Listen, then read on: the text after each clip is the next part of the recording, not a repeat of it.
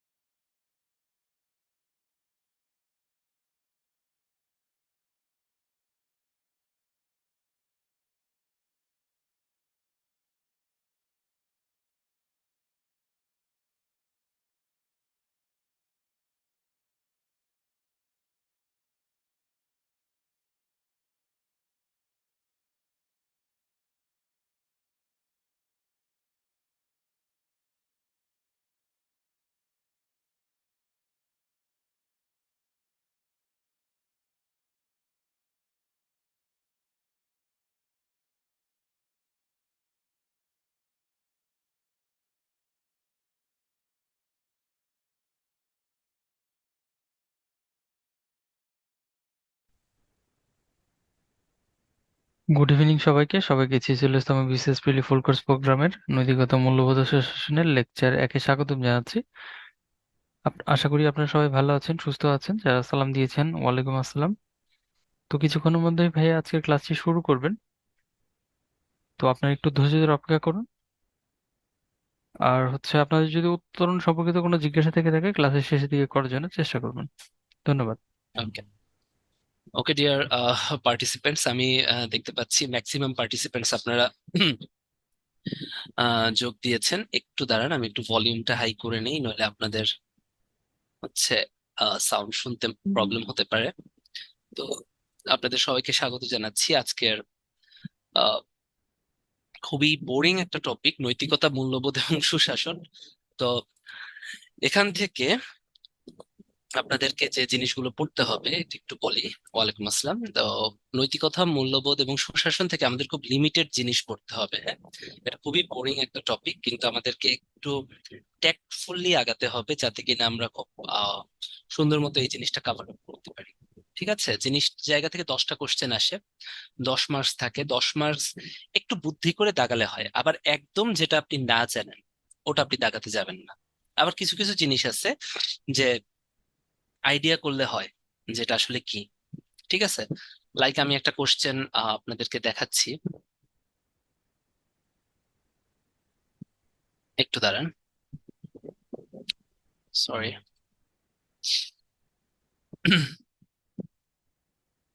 দেখেন, আন্দাজে দাগাইলে হয়, আবার আন্দাজে দাগাইলে হয় না। এই জায়গাটা হচ্ছে এরকম, দেখেন এই যে ভালো মন্দ কোন ধরনের মূল্যবোধ, তাই না? ভালো মন্দ কোন ধরনের মূল্যবোধ, এটা এক ধরনের কোশ্চেন আসলে।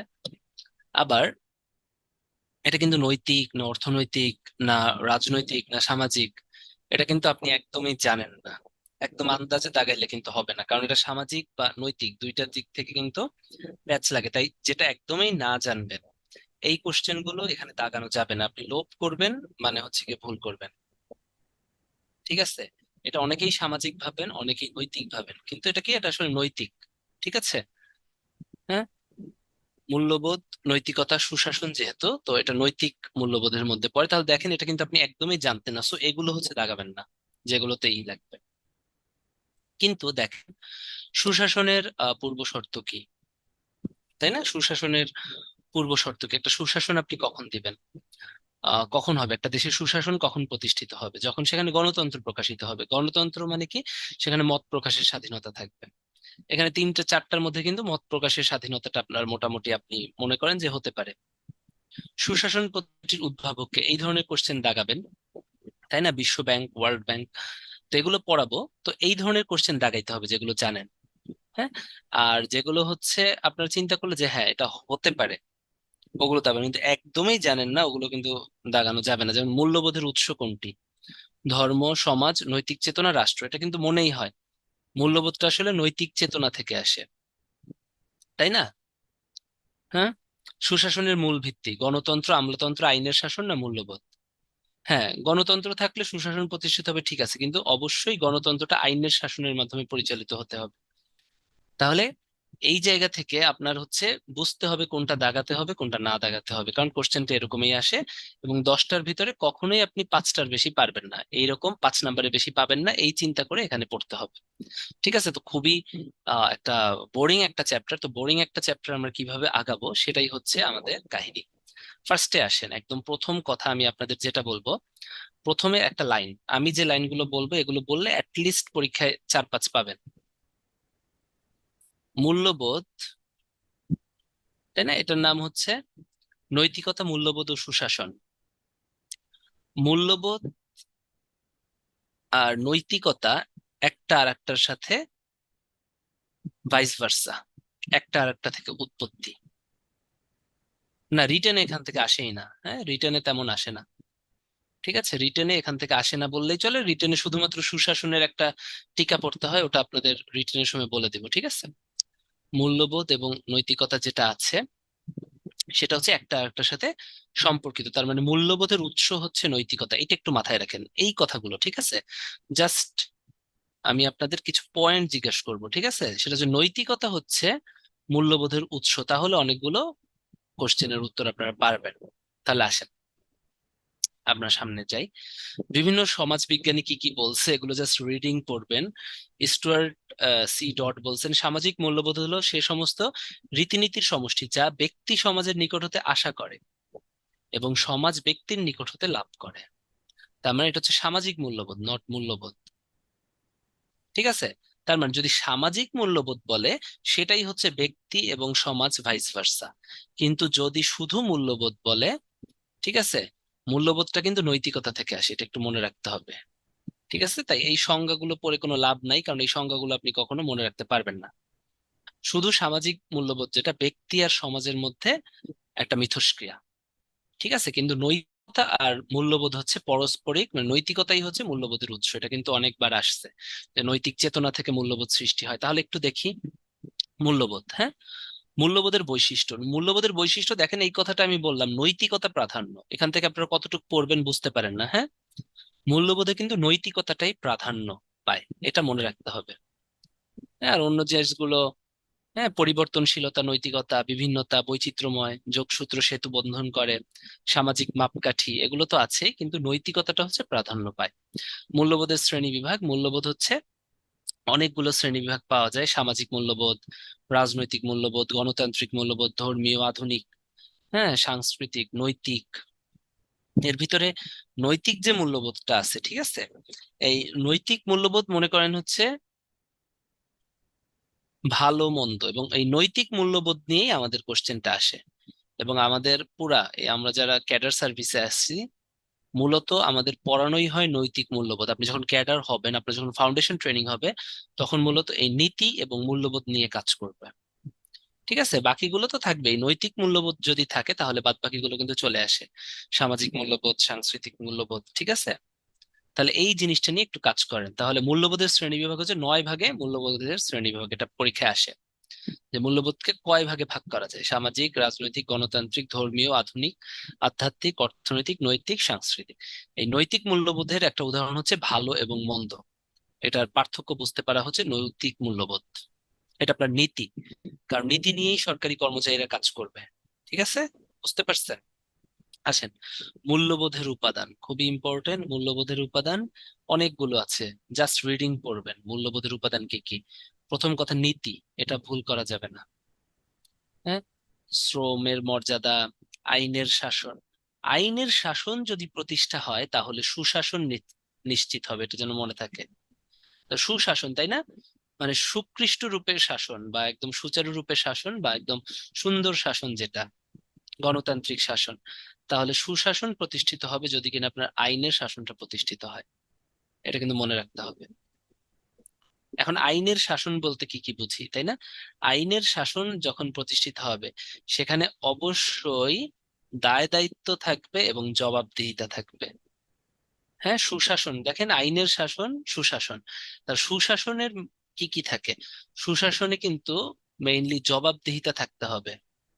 প্রথম কথা হচ্ছে জবাবদিহিতা, অ্যাকাউন্টেবিলিটি থাকতে হবে। জবাবদিহিতা বা অ্যাকাউন্টেবিলিটি, ঠিক আছে। আপনি যদি জবাবদিহি না হন তাহলে কিন্তু হবে না। তাহলে সুশাসনের একটা ভিত্তি হচ্ছে জবাবদিহিতা। হ্যাঁ, সুশাসন তখনই প্রতিষ্ঠিত হবে যখন জবাবদিহিতা প্রতিষ্ঠিত হবে। আর সুশাসন কখন প্রতিষ্ঠিত হবে? যখন আইনের শাসন প্রতিষ্ঠিত হবে। এই লাইনগুলো একটু লিখে রাখবেন, আমি যে কয়টা, কারণ আপনারা বইয়ে পড়তে গেলে বুঝবেন না। এই লাইন কয়টা, ঠিক আছে? আইনের শাসন সুশাসন প্রতিষ্ঠা করে, সুশাসনের সব থেকে মূল ভিত্তি হচ্ছে জবাবদিহিতা। ওকে। এক নজরে মূল্যবোধ, হ্যাঁ, মূল্যবোধ জিনিসটা কি? মূল্যবোধের ভিতর অনেক কিছু আছে: শিষ্টাচার, সততা, ন্যায়পরায়ণতা, সহমর্মিতা, শৃঙ্খলাবোধ, সৌজন্যবোধ। সবকিছুর মেলবন্ধন হচ্ছে আপনার কি? মূল্যবোধ। ঠিক আছে, তাহলে মূল্যবোধ কিন্তু অনেক কিছু একটা মেলবন্ধন বা একটা সমষ্টি হচ্ছে, আমরা দেখলাম, সেটা হচ্ছে মূল্যবোধ। ওকে, তাহলে কয়েকটা লাইন মনে রাখতে হবে আমাদের। দেখেন,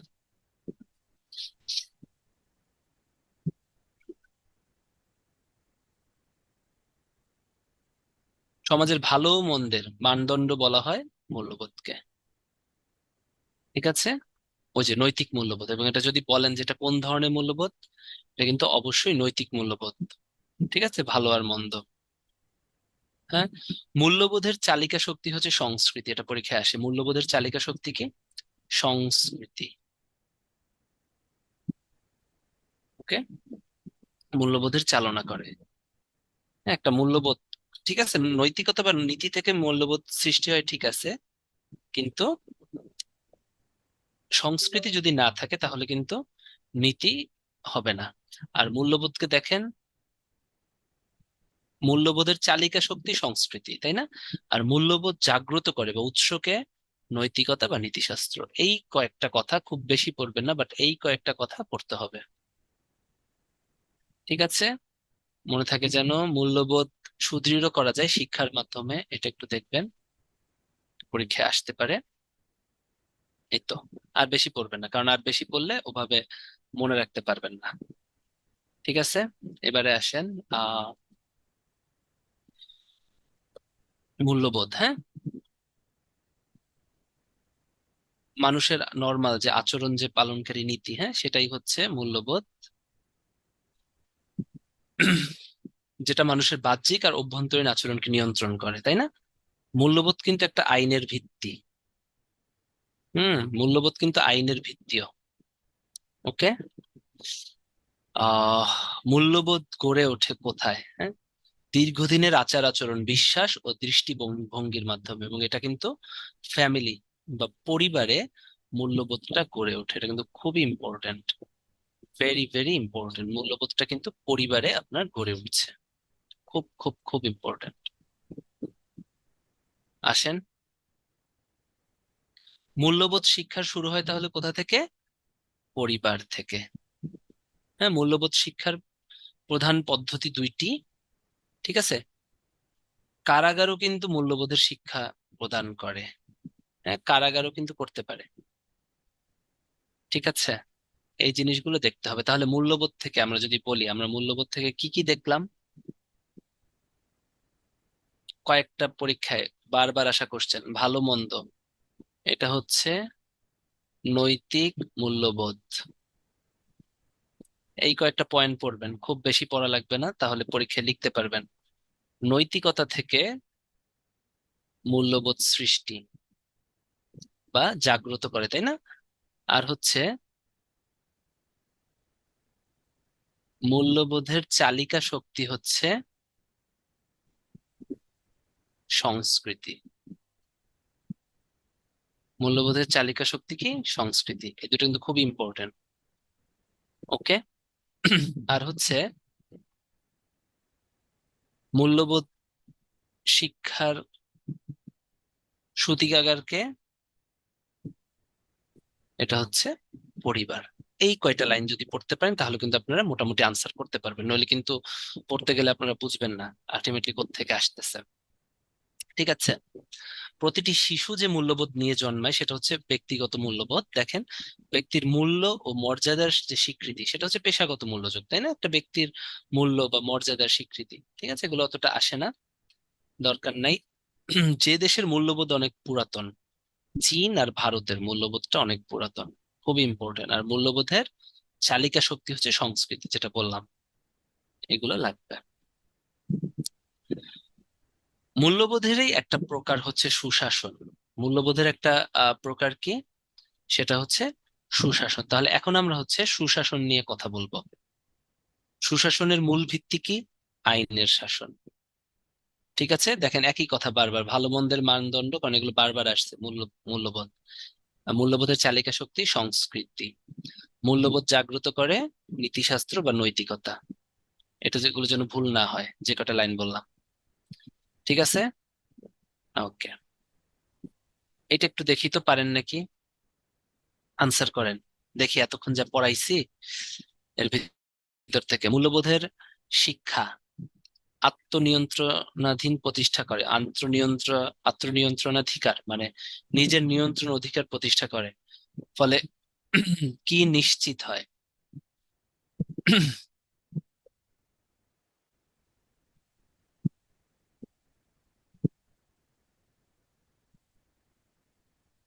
দেখি কে কি আনসার করছেন।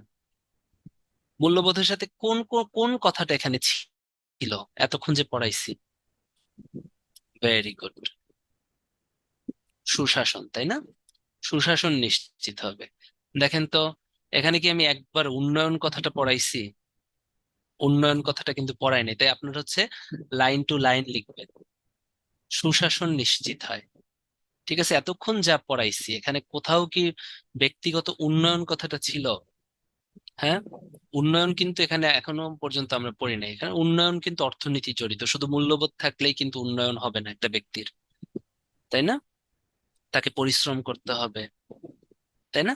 এটা হচ্ছে জাস্ট, তাহলে মূল্যবোধের সাথে কয়েকটা লাইন আমি বারবার বলি, এই লাইনগুলো মূল্যবোধ দেখলে আমরা, যাই হোক, যারা আনসার সঠিক দিচ্ছেন, প্রায় অনেকেই সঠিক উত্তর দিয়েছেন, তাদেরকে ধন্যবাদ।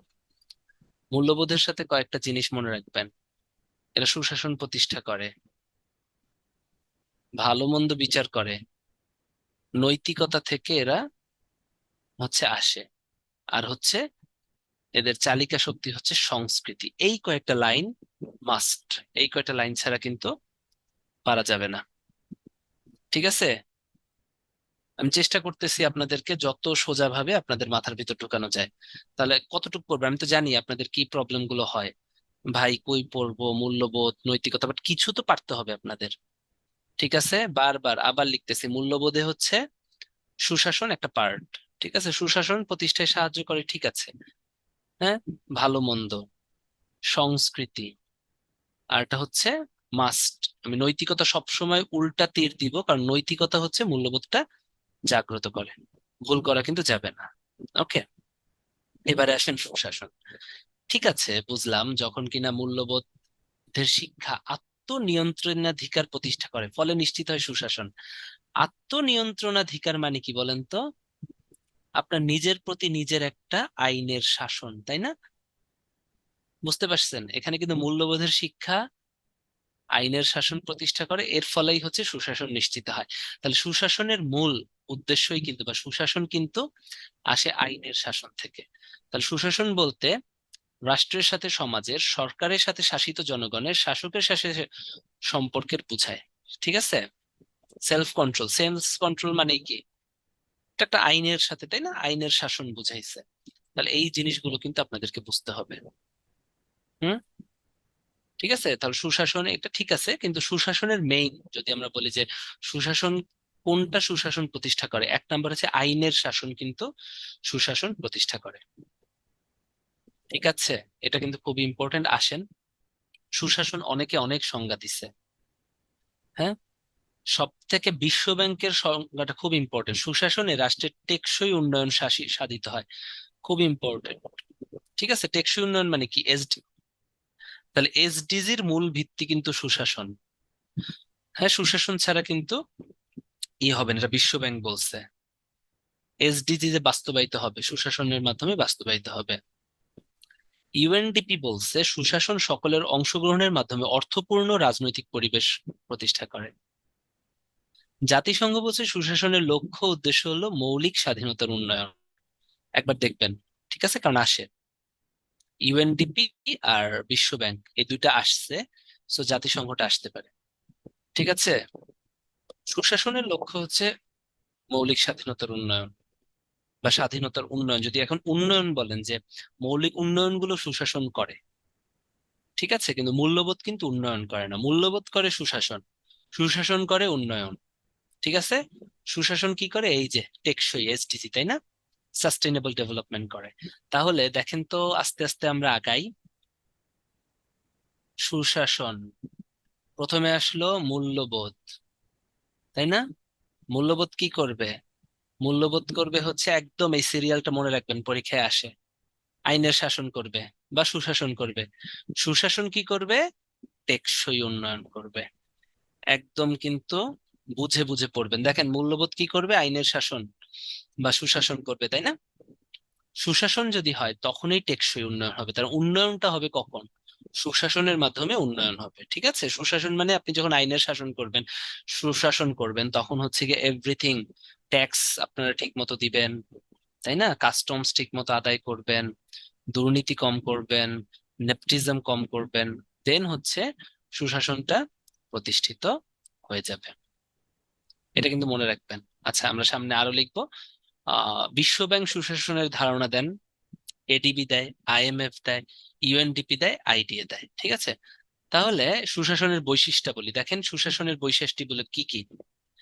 জবাবদিহিতা, অ্যাকাউন্টেবিলিটি, এটা রিটেনে লিখতে হয়। সুশাসন, আইনের অনুশাসন, স্বচ্ছতা, ট্রান্সপারেন্সি থাকবে। তো এগুলো পরীক্ষায় আসলে পারবেন না? ট্রান্সপারেন্সি, এগুলো তো অপশনে দেখলেই পারা যায়। জবাবদিহিতা, অ্যাকাউন্টেবিলিটি, জনগণের সাথে আপনার জবাবদিহিতা, আপনার ঊর্ধ্বতন কর্তৃপক্ষের কাছে জবাবদিহিতা। বাক স্বাধীনতা, ভেরি ভেরি ইম্পর্ট্যান্ট। ঠিক আছে, হ্যাঁ, ইনফরমেশন ফ্লো।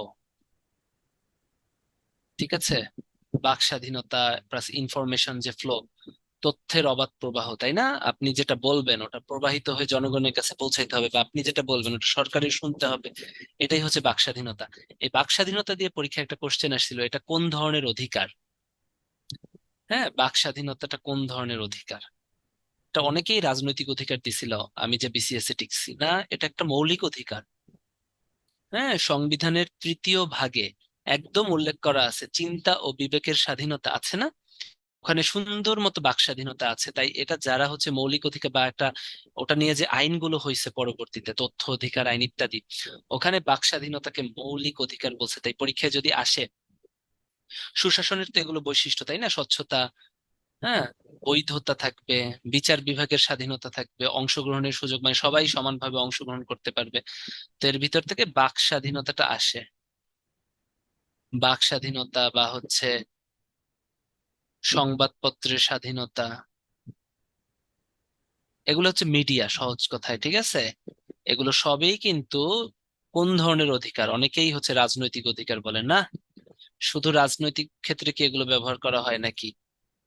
মৌলিক অধিকার, হ্যাঁ। আপনারা একদম খুব সুন্দর মতো আইন যেটা হয়েছে, তথ্য অধিকার আইন, ওটার ভিতরেই লেখা আছে যে বাক স্বাধীনতা, সংবাদ, এগুলো হচ্ছে সংবিধানে দেয়া আছে, এগুলো মৌলিক অধিকারের ভিতরে। এর ভিতরে বাক স্বাধীনতাটা অবশ্যই মৌলিক অধিকার, এটা কিন্তু ভুল করা যাবে না। ওকে, এবার আসেন, এখান থেকে একটা কোশ্চেন আসে পরীক্ষায় যে সংস্থাভিত্তিক সুশাসনের উপাদানের সংস্থা কোন সংস্থা বলছে সুশাসনের কয়টা উপাদান? খুবই ইম্পর্টেন্ট। ইউএনডিপিটা মুখস্থ করবেন, 9টা। জাতিসংঘ বলছে 8টা। বিশ্ব ব্যাংক বলছে 6টা, এটা পরীক্ষায় আসছে আগে, প্রিভিয়াস বিসিএস এ আসছে। বিশ্ব ব্যাংক কয়টা বলছে? ঠিক আছে। আইএমএফ কয়টা বলছে? প্রিভিয়াস বিসিএস এ আসছে। ওকে, বাকিগুলো আপনি পড়বেন না না পড়বেন এটা সম্পূর্ণ আপনার ব্যাপার, কিন্তু এগুলো পরীক্ষায় আসছে। আমি বলবো হচ্ছে মোস্ট ইম্পর্টেন্ট, যে দুইটা দুইটা থাকবে, ইউএনডিপি পড়বেন, বিশ্ব ব্যাংক পড়বেন, আইএমএফ পড়বেন, এগুলো খুব আসে যে পরীক্ষায় আসছে। আমি যেবার পরীক্ষা দিছিলাম ওইবার মনে হয় বিশ্ব ব্যাংকে আসছিল, বিশ্ব ব্যাংক অথবা আইএমএফ যে কোনো একটা আসছিল। হ্যাঁ, এটা আমার মনে আছে, বিশ্ব ব্যাংক আসছিল অথবা আইএমএফ, আমার ঠিক আহ খেয়াল মানে আসতেছে না। ঠিক আছে, ইউএনডিপি প্রিভিয়াস এটাও আসছে, হ্যাঁ। সো বাকিগুলোও কিন্তু আসতে পারে। তো এগুলো যেহেতু আসছে, আসে কারণ ইউএনডিপি নিয়েই কিন্তু বাংলাদেশের এখন কাজ, ইউনাইটেড নেশনস ডেভেলপমেন্ট প্রোগ্রাম, তাই না? ডেভেলপমেন্ট প্রোগ্রাম নিয়ে আমাদের কাজ না, আমাদের যত ডেভেলপমেন্ট হচ্ছে। ওকে, তারপরে বিশ্ব ব্যাংক নিয়ে আমরা কাজ করি, আইএমএফ নিয়ে কাজ করি। সো এগুলোতে খুব ইম্পর্ট্যান্ট যে কোনটা কোনটা তাহলে ইউএনডিপি বলছে 9টা, বিশ্ব ব্যাংক 6টা, আর আইএমএফ 4টা। বাকিগুলোর ভিতরে আপনারা হচ্ছে জাতিসংঘটা পড়ে ফেলবেন 8টা।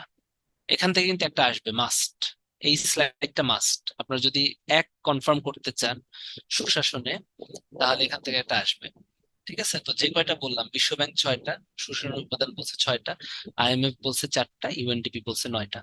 এই তিনটার সাথে জাতিসংঘটা পড়তে পারেন, বাকিগুলোও দেখতে পারেন, সমস্যা নেই। ইউএনএইচসিআর 5টা বলছে, যে কমিশন অফ রিফিউজি, শরণার্থী বিষয়ক যে সংস্থাটা, ওরা 5টা বলছে, এএফবিডিও 5টা বলছে।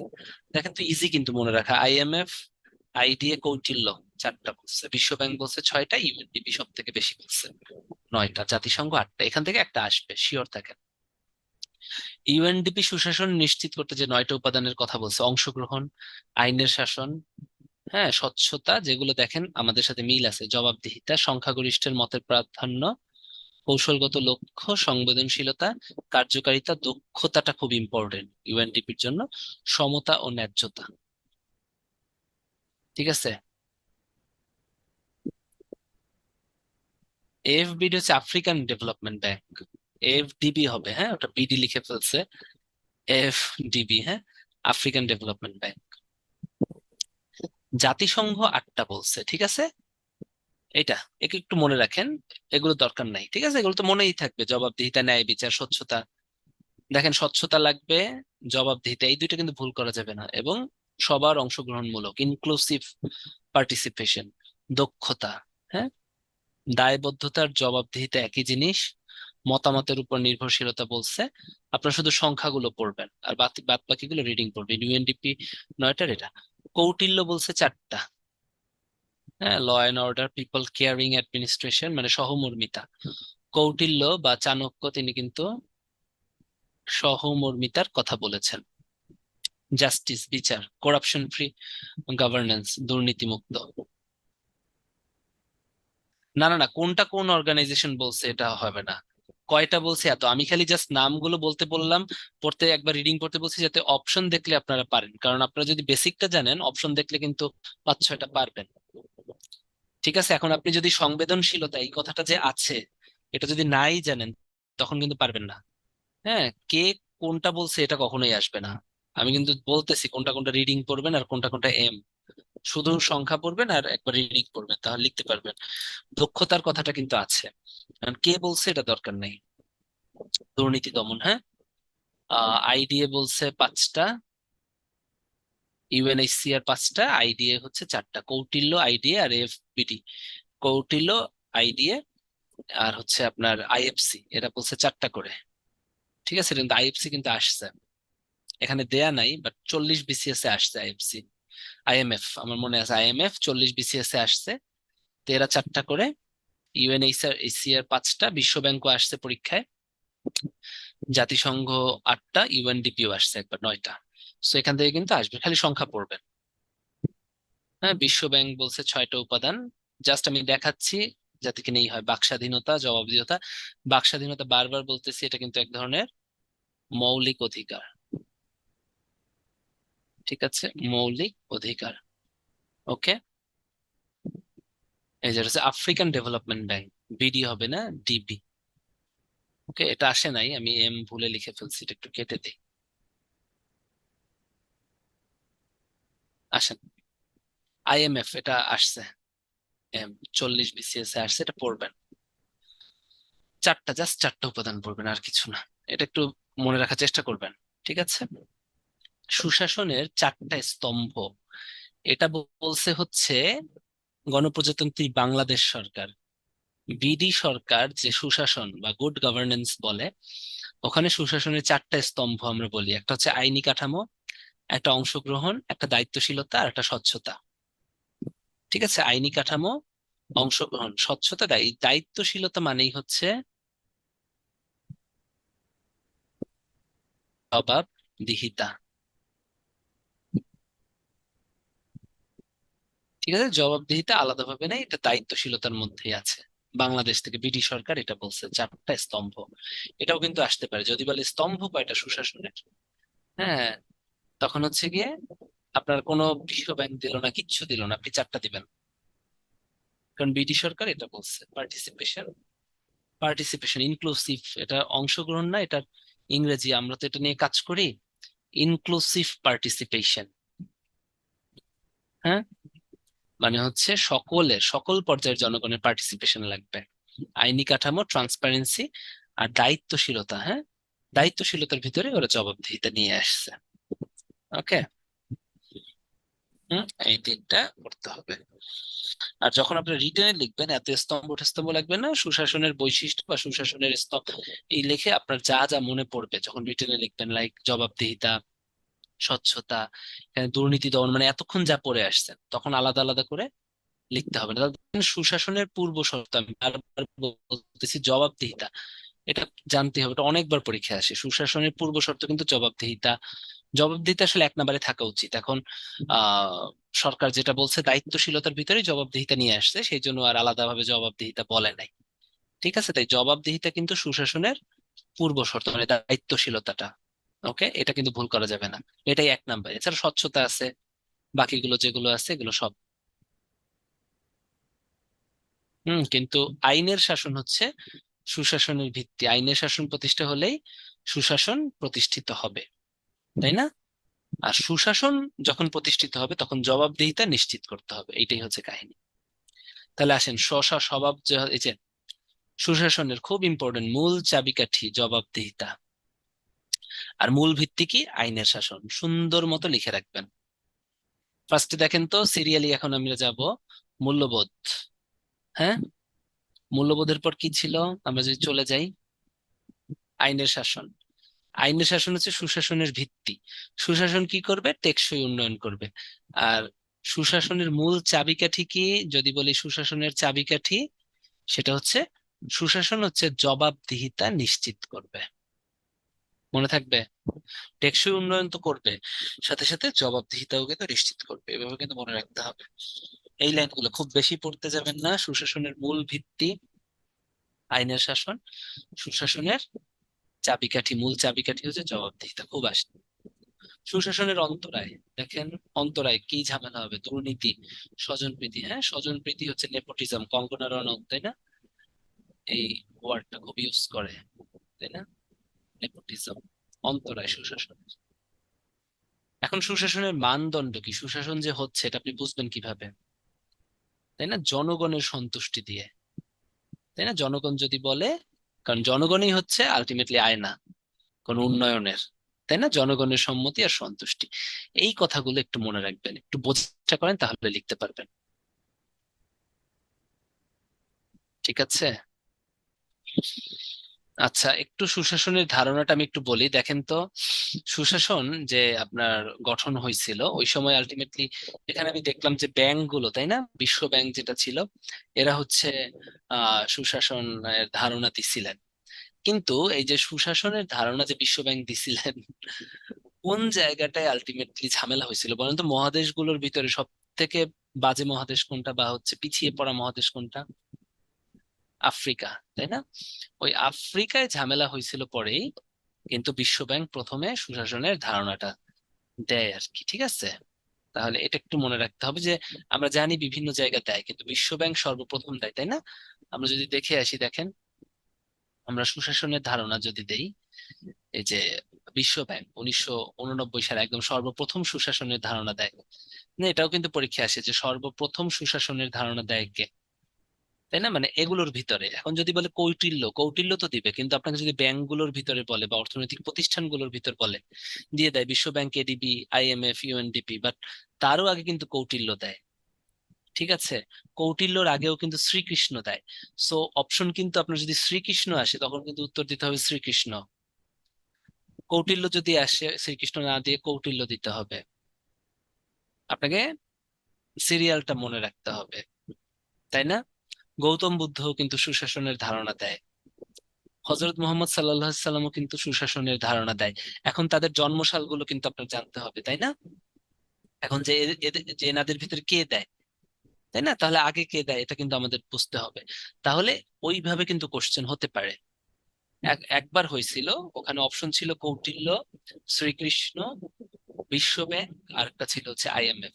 তাহলে উত্তর কি হবে? শ্রীকৃষ্ণ, কারণ শ্রীকৃষ্ণ হচ্ছে সব থেকে আগে। তো এই জন্য আপনাদেরকে কিন্তু আমি বললাম, ডেফিনেটলি আমি যাদের নাম বললাম সবাই কিন্তু সুশাসন নিয়ে কাজ করেছেন, তাই না? সুশাসন বিশ্বে ছড়িয়ে দেওয়ার চেষ্টা করেছেন। তাহলে আপনাদের কিন্তু, বা সুশাসনের জন্য কাজ করছেন, তাহলে আপনাদের কিন্তু সিরিয়ালটা মনে রাখতে হবে, তাই না? এভাবে একটু মনে রাখবেন, বিশ্ব ব্যাংক হচ্ছে এই ব্যাংকগুলোর ভিতর সর্বপ্রথম সুশাসন দেয়, এটা মনে রাখতে হবে। অর্ডারটা এখানে আমি না লিখি, অর্ডার আপনারা খুব ভালো মতোই জানেন, তাই না? কারণ এখানে আহ এই ব্যাপারগুলো কি, অর্ডার হচ্ছে আপনারা তো জানেন, শ্রীকৃষ্ণ হচ্ছে তার কিন্তু জন্মসাল ওভাবে কিন্তু নির্ণয় করা হয় না অনেক প্রাচীন কালে। কিন্তু কৌটিল্যর তো জন্মসাল নির্ণয় করা যায় না, খ্রিস্টপূর্বাব্দ, হ্যাঁ, খ্রিস্টাব্দে। হজরত মোহাম্মদ সাল্লাহ সাল্লামের জন্মসালটাও দেখে নিবেন, আর গৌতম বুদ্ধের জন্মসালটাও দেখে নিবেন, তাই না? এটা তো আমরা জানি, তারা তো খ্রিস্টপূর্ব, মানে হচ্ছে এরা ছিল হচ্ছে, সরি, যে যে বললো কৌটিল্য ছিল হচ্ছে আহ খ্রিস্টপূর্ব আর কি। আর গৌতম বুদ্ধ এবং হজরত মোহাম্মদ সাল্লাহ সাল্লাম হচ্ছে খ্রিস্টাব্দ। তো গৌতম বুদ্ধেরটা জানবেন, আর হজরত মোহাম্মদ সাল্লাহ সাল্লাম তো আমরা সবাই জানি মোটামুটি, তাই না? এই জন্য ওভাবে একটু দেখবেন আর কি। এটা পরীক্ষায় আসে নাই এখনো কখনো, কিন্তু গৌতম বুদ্ধ বা হজরত মোহাম্মদ সাল্লাহ সাল্লামকে নিয়ে কিন্তু কখনো আসে নাই। কিন্তু যদি আসে, তাই আমি বললাম আপনারা একটু দেখে নেবেন, ঠিক আছে? গৌতম বুদ্ধ সম্ভবত 680, 600, কত গৌতম বুদ্ধর জন্মসাল কত বলা বলা হয়?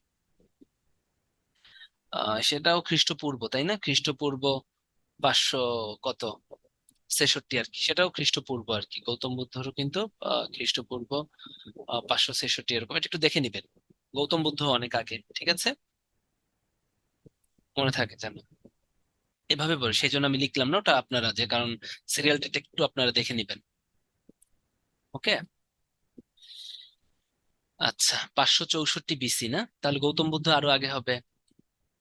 ঠিক আছে, অত কঠিন আসবে না, যেগুলো আসলে আপনারা বুঝবেন যে কে। হ্যাঁ, সাধারণত কৌটিল্য আসে। ঠিক আছে, কৌটিল্য আসে কারণ কৌটিল্যর বই আছে অর্থশাস্ত্র, এজন্য আসে। শ্রীকৃষ্ণ হচ্ছে গীতা ই করছেন, সেখানে সুশাসনের কথা আছে, ওটা আসে। সেই জন্য হচ্ছে এগুলো একটু আসে আর কি, তো আপনারা একটু ওভাবে দেখবেন। ওকে, তারপরে হচ্ছে এখন আমরা দেখবো হচ্ছে সাউন্ড তো কম কথার কথা না। সাউন্ড কি ক্লিয়ার আছে? আমি তো ফুল সাউন্ড দিয়ে ক্লাস নিচ্ছি। একটু বলেন তো, চ্যাট বক্সে একটু লিখে জানান তো। কিন্তু ফুল সাউন্ড দিয়ে ক্লাস নিচ্ছি, সাউন্ড কি কম? ক্লিয়ার না? ক্লিয়ার তো। ঠিক আছে, সাউন্ড কম আসার তো কথা না। ফুল সাউন্ড, এই যে আমি আপনাদেরকে দেখাচ্ছি। হ্যাঁ, তো দাঁড়ান। এখন আমার ভয়েসটা একটু মানে হচ্ছে কম, এখন আমার ভয়েস এর থেকে লাউড হয় না। হ্যাঁ, এই যে দেখেন, ফুল সাউন্ডে কিন্তু ক্লাস নিচ্ছে। এখন এটা মনে হয় আমার ফিজিক্যাল মানে হচ্ছে কণ্ঠজনিত সমস্যার কারণে হয়তো বা সাউন্ড হচ্ছে আর কি, না? হ্যাঁ, সাউন্ড ঠিক আছে। আর মানে আমার মনে হয় যাদের সাউন্ড শুনতে একটু প্রবলেম হচ্ছে তারা আপনাদের ফোন থেকে বা ডিভাইস থেকে ভলিউমটা বাড়িয়ে নেন একটু, হ্যাঁ। আচ্ছা আচ্ছা, ওকে, ঠিক আছে, তাহলে আমরা সামনে যাই। আপনারা একটু বোঝার চেষ্টা করেন, একটা পোল নিয়ে নেই। ঠিক আছে, একটা পোল, সুশাসনের ধারণা, একটা প্রেক্ষাপট আছে, প্রেক্ষাপটটা একটু বলেন তো সুশাসনের ধারণার পিছনে।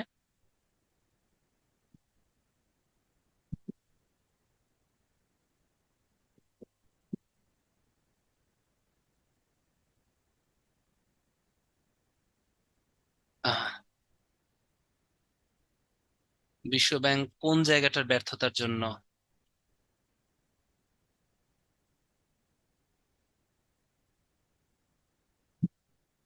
আহ, এটা হচ্ছে আহ আফ্রিকা মহাদেশে বিশ্ব ব্যাংকের ব্যর্থতা।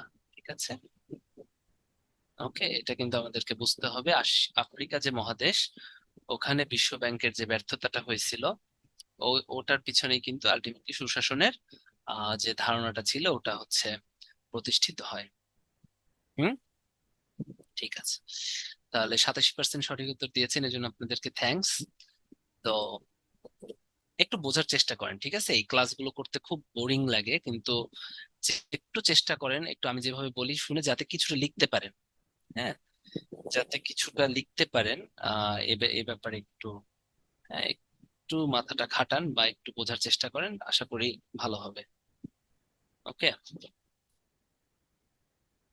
এবারে হচ্ছে সুশাসনের সাথে মূল্যবোধের সম্পর্ক যেটা আছে। সভ্যতা, সংস্কৃতি, ঐতিহ্যের ধারণে একটা সম্পর্ক আছে। সুশাসন আর মূল্যবোধের যে সম্পর্ক, তাই না? ঠিক আছে, সুশাসনের সাথে আহ সম্পর্ক, সভ্যতা, সংস্কৃতি, ঐতিহ্যের ধারণে সুশাসনের সাথে একটা সম্পর্ক আছে। আচ্ছা, আমি দেখতেছি।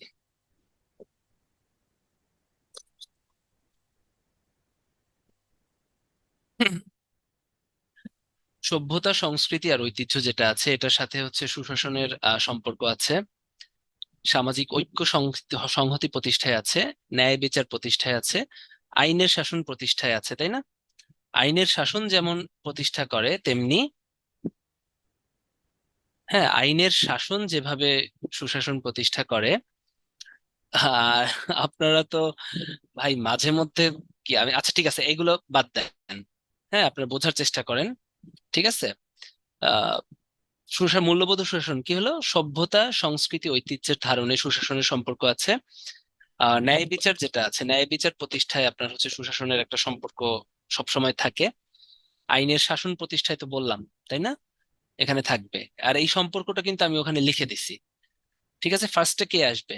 ফার্স্টে আসবে হচ্ছে মূল্যবোধ, মূল্যবোধের পরে হচ্ছে আইনের শাসন, আইনের শাসনের পরে সুশাসন, সুশাসনের পরে হচ্ছে যে ওগুলো উন্নয়ন আর হচ্ছে জবাবদিহিতা। তাহলে এইটা যে মূল্যবোধ আর সুশাসনের সম্পর্ক কিন্তু অলরেডি আপনাকে লিখে দিছি, যে মূল্যবোধ থেকে সুশাসন আসবে, এরপরে সুশাসন থেকে সবকিছু আসবে, জবাবদিহিতা আসবে, তাই না? উন্নয়ন মানে রাষ্ট্রের জনকল্যাণমুখী, রাষ্ট্রের গুণাবলী বিচার, মানব আচরণ বিচার, তাই না? এগুলো কিন্তু আসবে, কিন্তু খুবই খুবই খুবই খুবই খুবই ইম্পর্টেন্ট। আর আইনের শাসন সুশাসনের ভিত্তি। ওকে। মূল্যবোধ শিক্ষা ও সুশাসনের অভাবজনিত সামাজিক অবক্ষয়, তাই না? এগুলো আসলে দেখলেই লিখতে পারবেন দারিদ্র, দরিদ্রতা, অথবা আমরা বলতে পারি হচ্ছে দারিদ্র। যুদ্ধ, এটা খুবই ইম্পর্টেন্ট, এটা কিন্তু আসে। সীমান্ত বরাবর সন্ত্রাস, হ্যাঁ, মৌলবাদ, চরমপন্থা, বর্ণবাদ, অপসংস্কৃতি, খুবই ইম্পর্টেন্ট। হ্যাঁ, প্রত্যেকটা যে কয়টা আছে আপনার, যেগুলো দুর্নীতি, প্রত্যেকটা প্রত্যেকটা প্রত্যেকটা এই দুর্নীতিই কিন্তু বর্তমান বাংলাদেশ সরকারের মানে যে কাজ, সুশাসন মেইনলি বাংলাদেশ সরকার এখন বর্তমান যে জন্য করতেছে, আপনি যদি বলেন যে সুশাসন প্রতিষ্ঠায় বাংলাদেশ সরকারের সব থেকে গুরুত্বপূর্ণ যেটা, সেটা হচ্ছে দুর্নীতি। কেন আমরা সুশাসন প্রতিষ্ঠা করতে চাচ্ছি ভাই, তাই না? এত কিছু আপনি দেখেন, বায়োমেট্রিক, সরকারি চাকরিজীবীরা বায়োমেট্রিক, হ্যাঁ, হাতে বা যে কোনো জায়গায় হাজিরা ঠিক আছে নাকি বায়োমেট্রিক দিচ্ছে। মন্ত্রণালয় থেকে কিন্তু পেরিফেরিতে কেউ ফাঁকিবাজি করতেছে নাকি এটা দেখা যাচ্ছে, তাই না? আগে কি হতো, উপবৃত্তি, হ্যাঁ, আহ সামওয়ান ইজ বোর্ন পুয়ার, এটা সুশাসনের অভাবে কিভাবে হয়?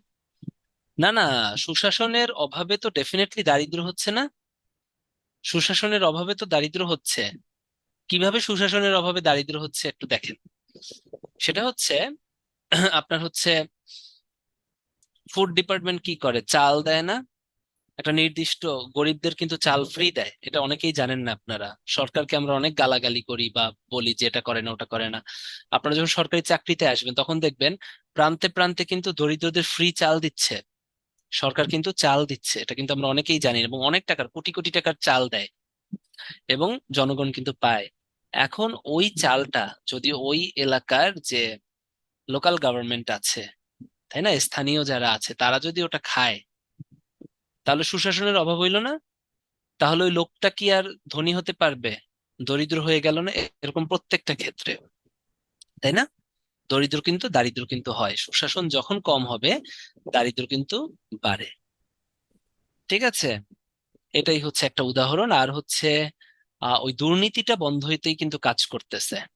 না না, ফুড ডিপার্টমেন্ট কিন্তু তেল, ময়দা, চিনি, ডাল দেয় না, শুধুমাত্র গম দেয় আর চাল দেয়। এটা মনে রাখবেন, এটা আপনাদের কাজ, যেহেতু বিসিএস এ আসতে পারতেছেন যে ফুড ডিপার্টমেন্ট বা খাদ্য ডিপার্টমেন্ট কি নিয়ে কাজ করে। ফুড ডিপার্টমেন্ট বা খাদ্য ডিপার্টমেন্ট শুধুমাত্র কাজ করে চাল এবং গম নিয়ে, ধান, চাল, গম। ওরা ধান দেয়, এখন আর ধান দেয় না আসলে, কারণ ধান আসলে গরিবরা আসলে ধান ভেঙে খেতে পারে না, তাই সরাসরি চালই দেয়া হয়। ইভেন গরিবদের না, আপনার যে কোনো জনগণ প্রতি মঙ্গলবার সাধারণত উপজেলায় বা শহরে 30 টাকা কেজিতে, 40 টাকা কেজিতে চাল বিক্রি হয়। ওটা ইচ্ছা করলে আপনারও যদি মনে হয় যে আমার একটু খাওয়া, ওটা কিন্তু গরিবদের জন্যই দেয়া হয়, কিন্তু সবাই কিনতে পারে, সবার জন্যই দেয়া হয়। হ্যাঁ, অনেক মধ্যবিত্তরাও কিন্তু ওই চাল কিনে খায়, উপজেলা না শহরেও কিনে খায়। ঠিক আছে। আচ্ছা, মসুরের ডাল ঠাল ওটা ফুড ডিপার্টমেন্টের না, ওটা অন্য জিনিস। এটা হচ্ছে সরকার, জেলা প্রশাসন থেকে বা অ্যাডমিনিস্ট্রেশন থেকে যদি কখনো মনে হয় কাউকে রিলিফ লাগবে, তখন হচ্ছে তেল, ডাল, ঈদের গিফট, করোনার সময় দিয়েছে, ঠিক আছে, এগুলো দেয়।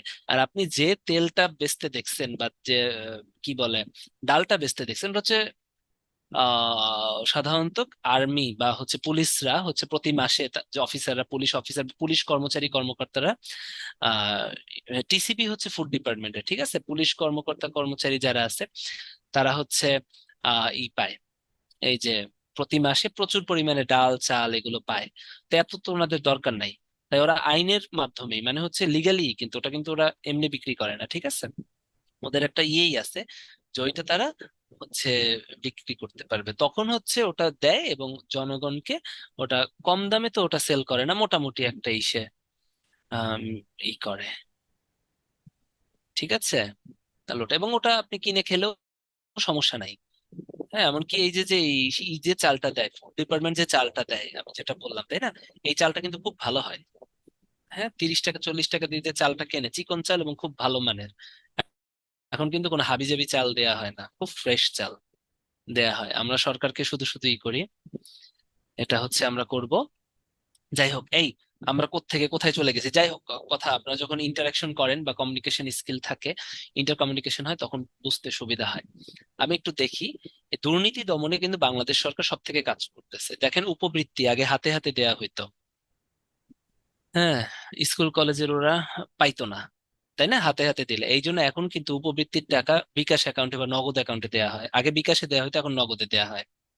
বিভিন্ন সামাজিক ভাতা, বিধবা ভাতা, দুস্থ ভাতা, ম্যাটারনিটি ভাতা বা হচ্ছে মাতৃত্বজনিত ভাতা, প্রসবকালীন ভাতা, হ্যাঁ, মুক্তিযোদ্ধা সম্মানী, মুক্তিযোদ্ধা ভাতা না কিন্তু, মুক্তিযোদ্ধা সম্মানী, বয়স্ক ভাতা, তাই না?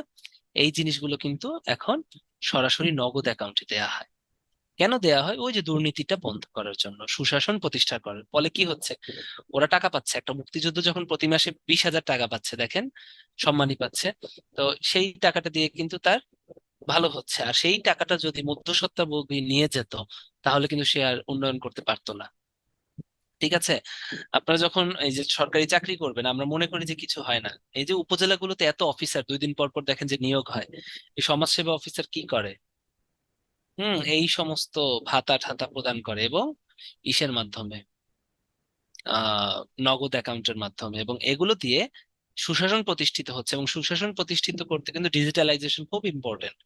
ডিজিটালাইজেশনের মাধ্যমে কিন্তু সুশাসন প্রতিষ্ঠা হয়েছে। হ্যাঁ, এখন কিন্তু পায়। আপনি গ্রামে যে দেখবেন কোনো ভিক্ষুক বা দুস্থ, যারা গরিব, তারা কিন্তু 500 টাকা কমপক্ষে প্রতি মাসে পাচ্ছে। ঠিক আছে? এবং 500 টাকা কিন্তু ওদের জন্য অনেক কিছু। হ্যাঁ, একটা ফ্যামিলিতে যদি 3 জন প্রতিবন্ধী থাকে, 3 জন প্রতিবন্ধী 500 করে পাচ্ছে, 1500 পাচ্ছে। মা যদি বিধবা থাকে, মাটা 500 পাচ্ছে, মানে একটা ফ্যামিলিতে কিন্তু 2000, 2500 টাকা করে টাকা পাচ্ছে। সো এগুলো কিন্তু, এবং সব ডিজিটালাইজ করা হচ্ছে, সো এগুলো কিন্তু সুশাসন। তো সুশাসন যদি না হতো, এই জিনিসগুলো আলটিমেটলি মধ্যস্বত্বভোগীরা খেয়ে ফেলতো, ফলে বিভিন্ন ঝামেলা হইতো, তাই না? দারিদ্র্য বাড়তো, যৌতুক প্রথা বাড়তো, ঠিক আছে, নারী শিশু নির্যাতন বাড়তো, এগুলো বাড়তো। ওকে, এখন মূল্যবোধ প্রতিষ্ঠার উপায়গুলো, ঠিক আছে, মূল্যবোধ কিভাবে কিভাবে প্রতিষ্ঠা, অবশ্যই অনুশীলন, নৈতিক শিক্ষা। যদি মূল্যবোধ প্রতিষ্ঠার উপায় বলে, অবশ্যই নৈতিক শিক্ষাটা আসবে, নৈতিকতা বোধের বিকাশ আসবে। ঠিক আছে, এইটা ফার্স্ট, এরপরে যা আপনি পারেন, সমস্যা নেই। হুম। সুশাসন প্রতিষ্ঠায় সরকারের করণীয়, এখন সুশাসন প্রতিষ্ঠায় সরকারের করণীয়টা কি, তাই না? সুশাসন প্রতিষ্ঠায় ভাই, এই টাকাগুলো কি মানুষের ট্যাক্স থেকে আসে না গভর্নমেন্টের নিজের টাকা? অবশ্যই মানুষের ট্যাক্স থেকে আসে। গভর্নমেন্টেরও নিজস্ব আয় আছে। গভর্নমেন্ট কিভাবে আয় করে? গভর্নমেন্ট আয় করে 2টা জায়গা থেকে। গভর্নমেন্ট যে এক্সপেন্ডিচার করে, তাই না, খরচ করে একটা দেশের জন্য, কয়েকটা জায়গা থেকে খরচ করে। একটা হচ্ছে ট্যাক্সের টাকা, জনগণের ট্যাক্সের টাকা, এবং সেই ট্যাক্স কিন্তু সরকারি কর্মচারীরাও দেয়, আমরাও দেই, তাই না? আপনারাও দেন, জনগণও দেয়, সরকারি কর্মচারী দেয়, সবাই দেয়। জনগণের ট্যাক্সের টাকা অবশ্যই সেখান থেকে এক্সপেন্ডিচার করতেছে। সরকারের কিছু আয় আছে না? যেমন সরকার এই যে পদ্মা সেতু বানাচ্ছে, পদ্মা সেতু থেকে কিন্তু প্রতিদিন প্রায় 1 কোটি 2 কোটি টাকা আয় হচ্ছে। মেট্রো রেল থেকে আয় হচ্ছে। তারপরে সরকার যে সেবা দিচ্ছে, সেবা থেকে কিন্তু আয় হচ্ছে। সরকারি হসপিটাল গুলোতে কিন্তু টিকিট কিনে, তাই না, 10 টাকা টিকিট কিনে যে রোগীরা ডাক্তার দেখাচ্ছে প্রতিদিন, সব হাসপাতালগুলো থেকে আয় হচ্ছে। সরকার, আপনি যখন হচ্ছে একটা ভোটার আইডি করতেছেন, আপনাকে একটা ফিস দিতে হয়, ওখান থেকে আয় হচ্ছে। আপনি যখন একটা পরীক্ষায় অ্যাপ্লাই করতে যান, ওখান থেকে আয় হচ্ছে। আপনি ভূমি কর দেন, আপনার জমি থাকলে ওই জমির প্রতি বছর কর দিচ্ছেন, ওখান থেকে আয় হচ্ছে। আমরা যখন বাণিজ্য করি, কোনো জিনিস বাইরে পাঠাই, সরকারকে একটা রপ্তানি কর দিতে হয়, ওখান থেকে আয় হচ্ছে। একটা জিনিস যখন আমদানি করি, আমদানি থেকে আয় হয়, ওখান থেকে আয় হচ্ছে। তাহলে সরকারি কিন্তু আয় শুধু যে ইনকাম ট্যাক্স বা জনগণের ট্যাক্সে হয় সেটা না। সরকারের আয় কিন্তু সকল কর্মচারীর ট্যাক্সেও হয়, সকল, হ্যাঁ, এইটাই হচ্ছে আমাদের ভুল কথা। অবশ্যই জনগণ প্রধান, জনগণের ট্যাক্সের টাকাই আমরা বেতন পাই, এটা সত্যি কথা।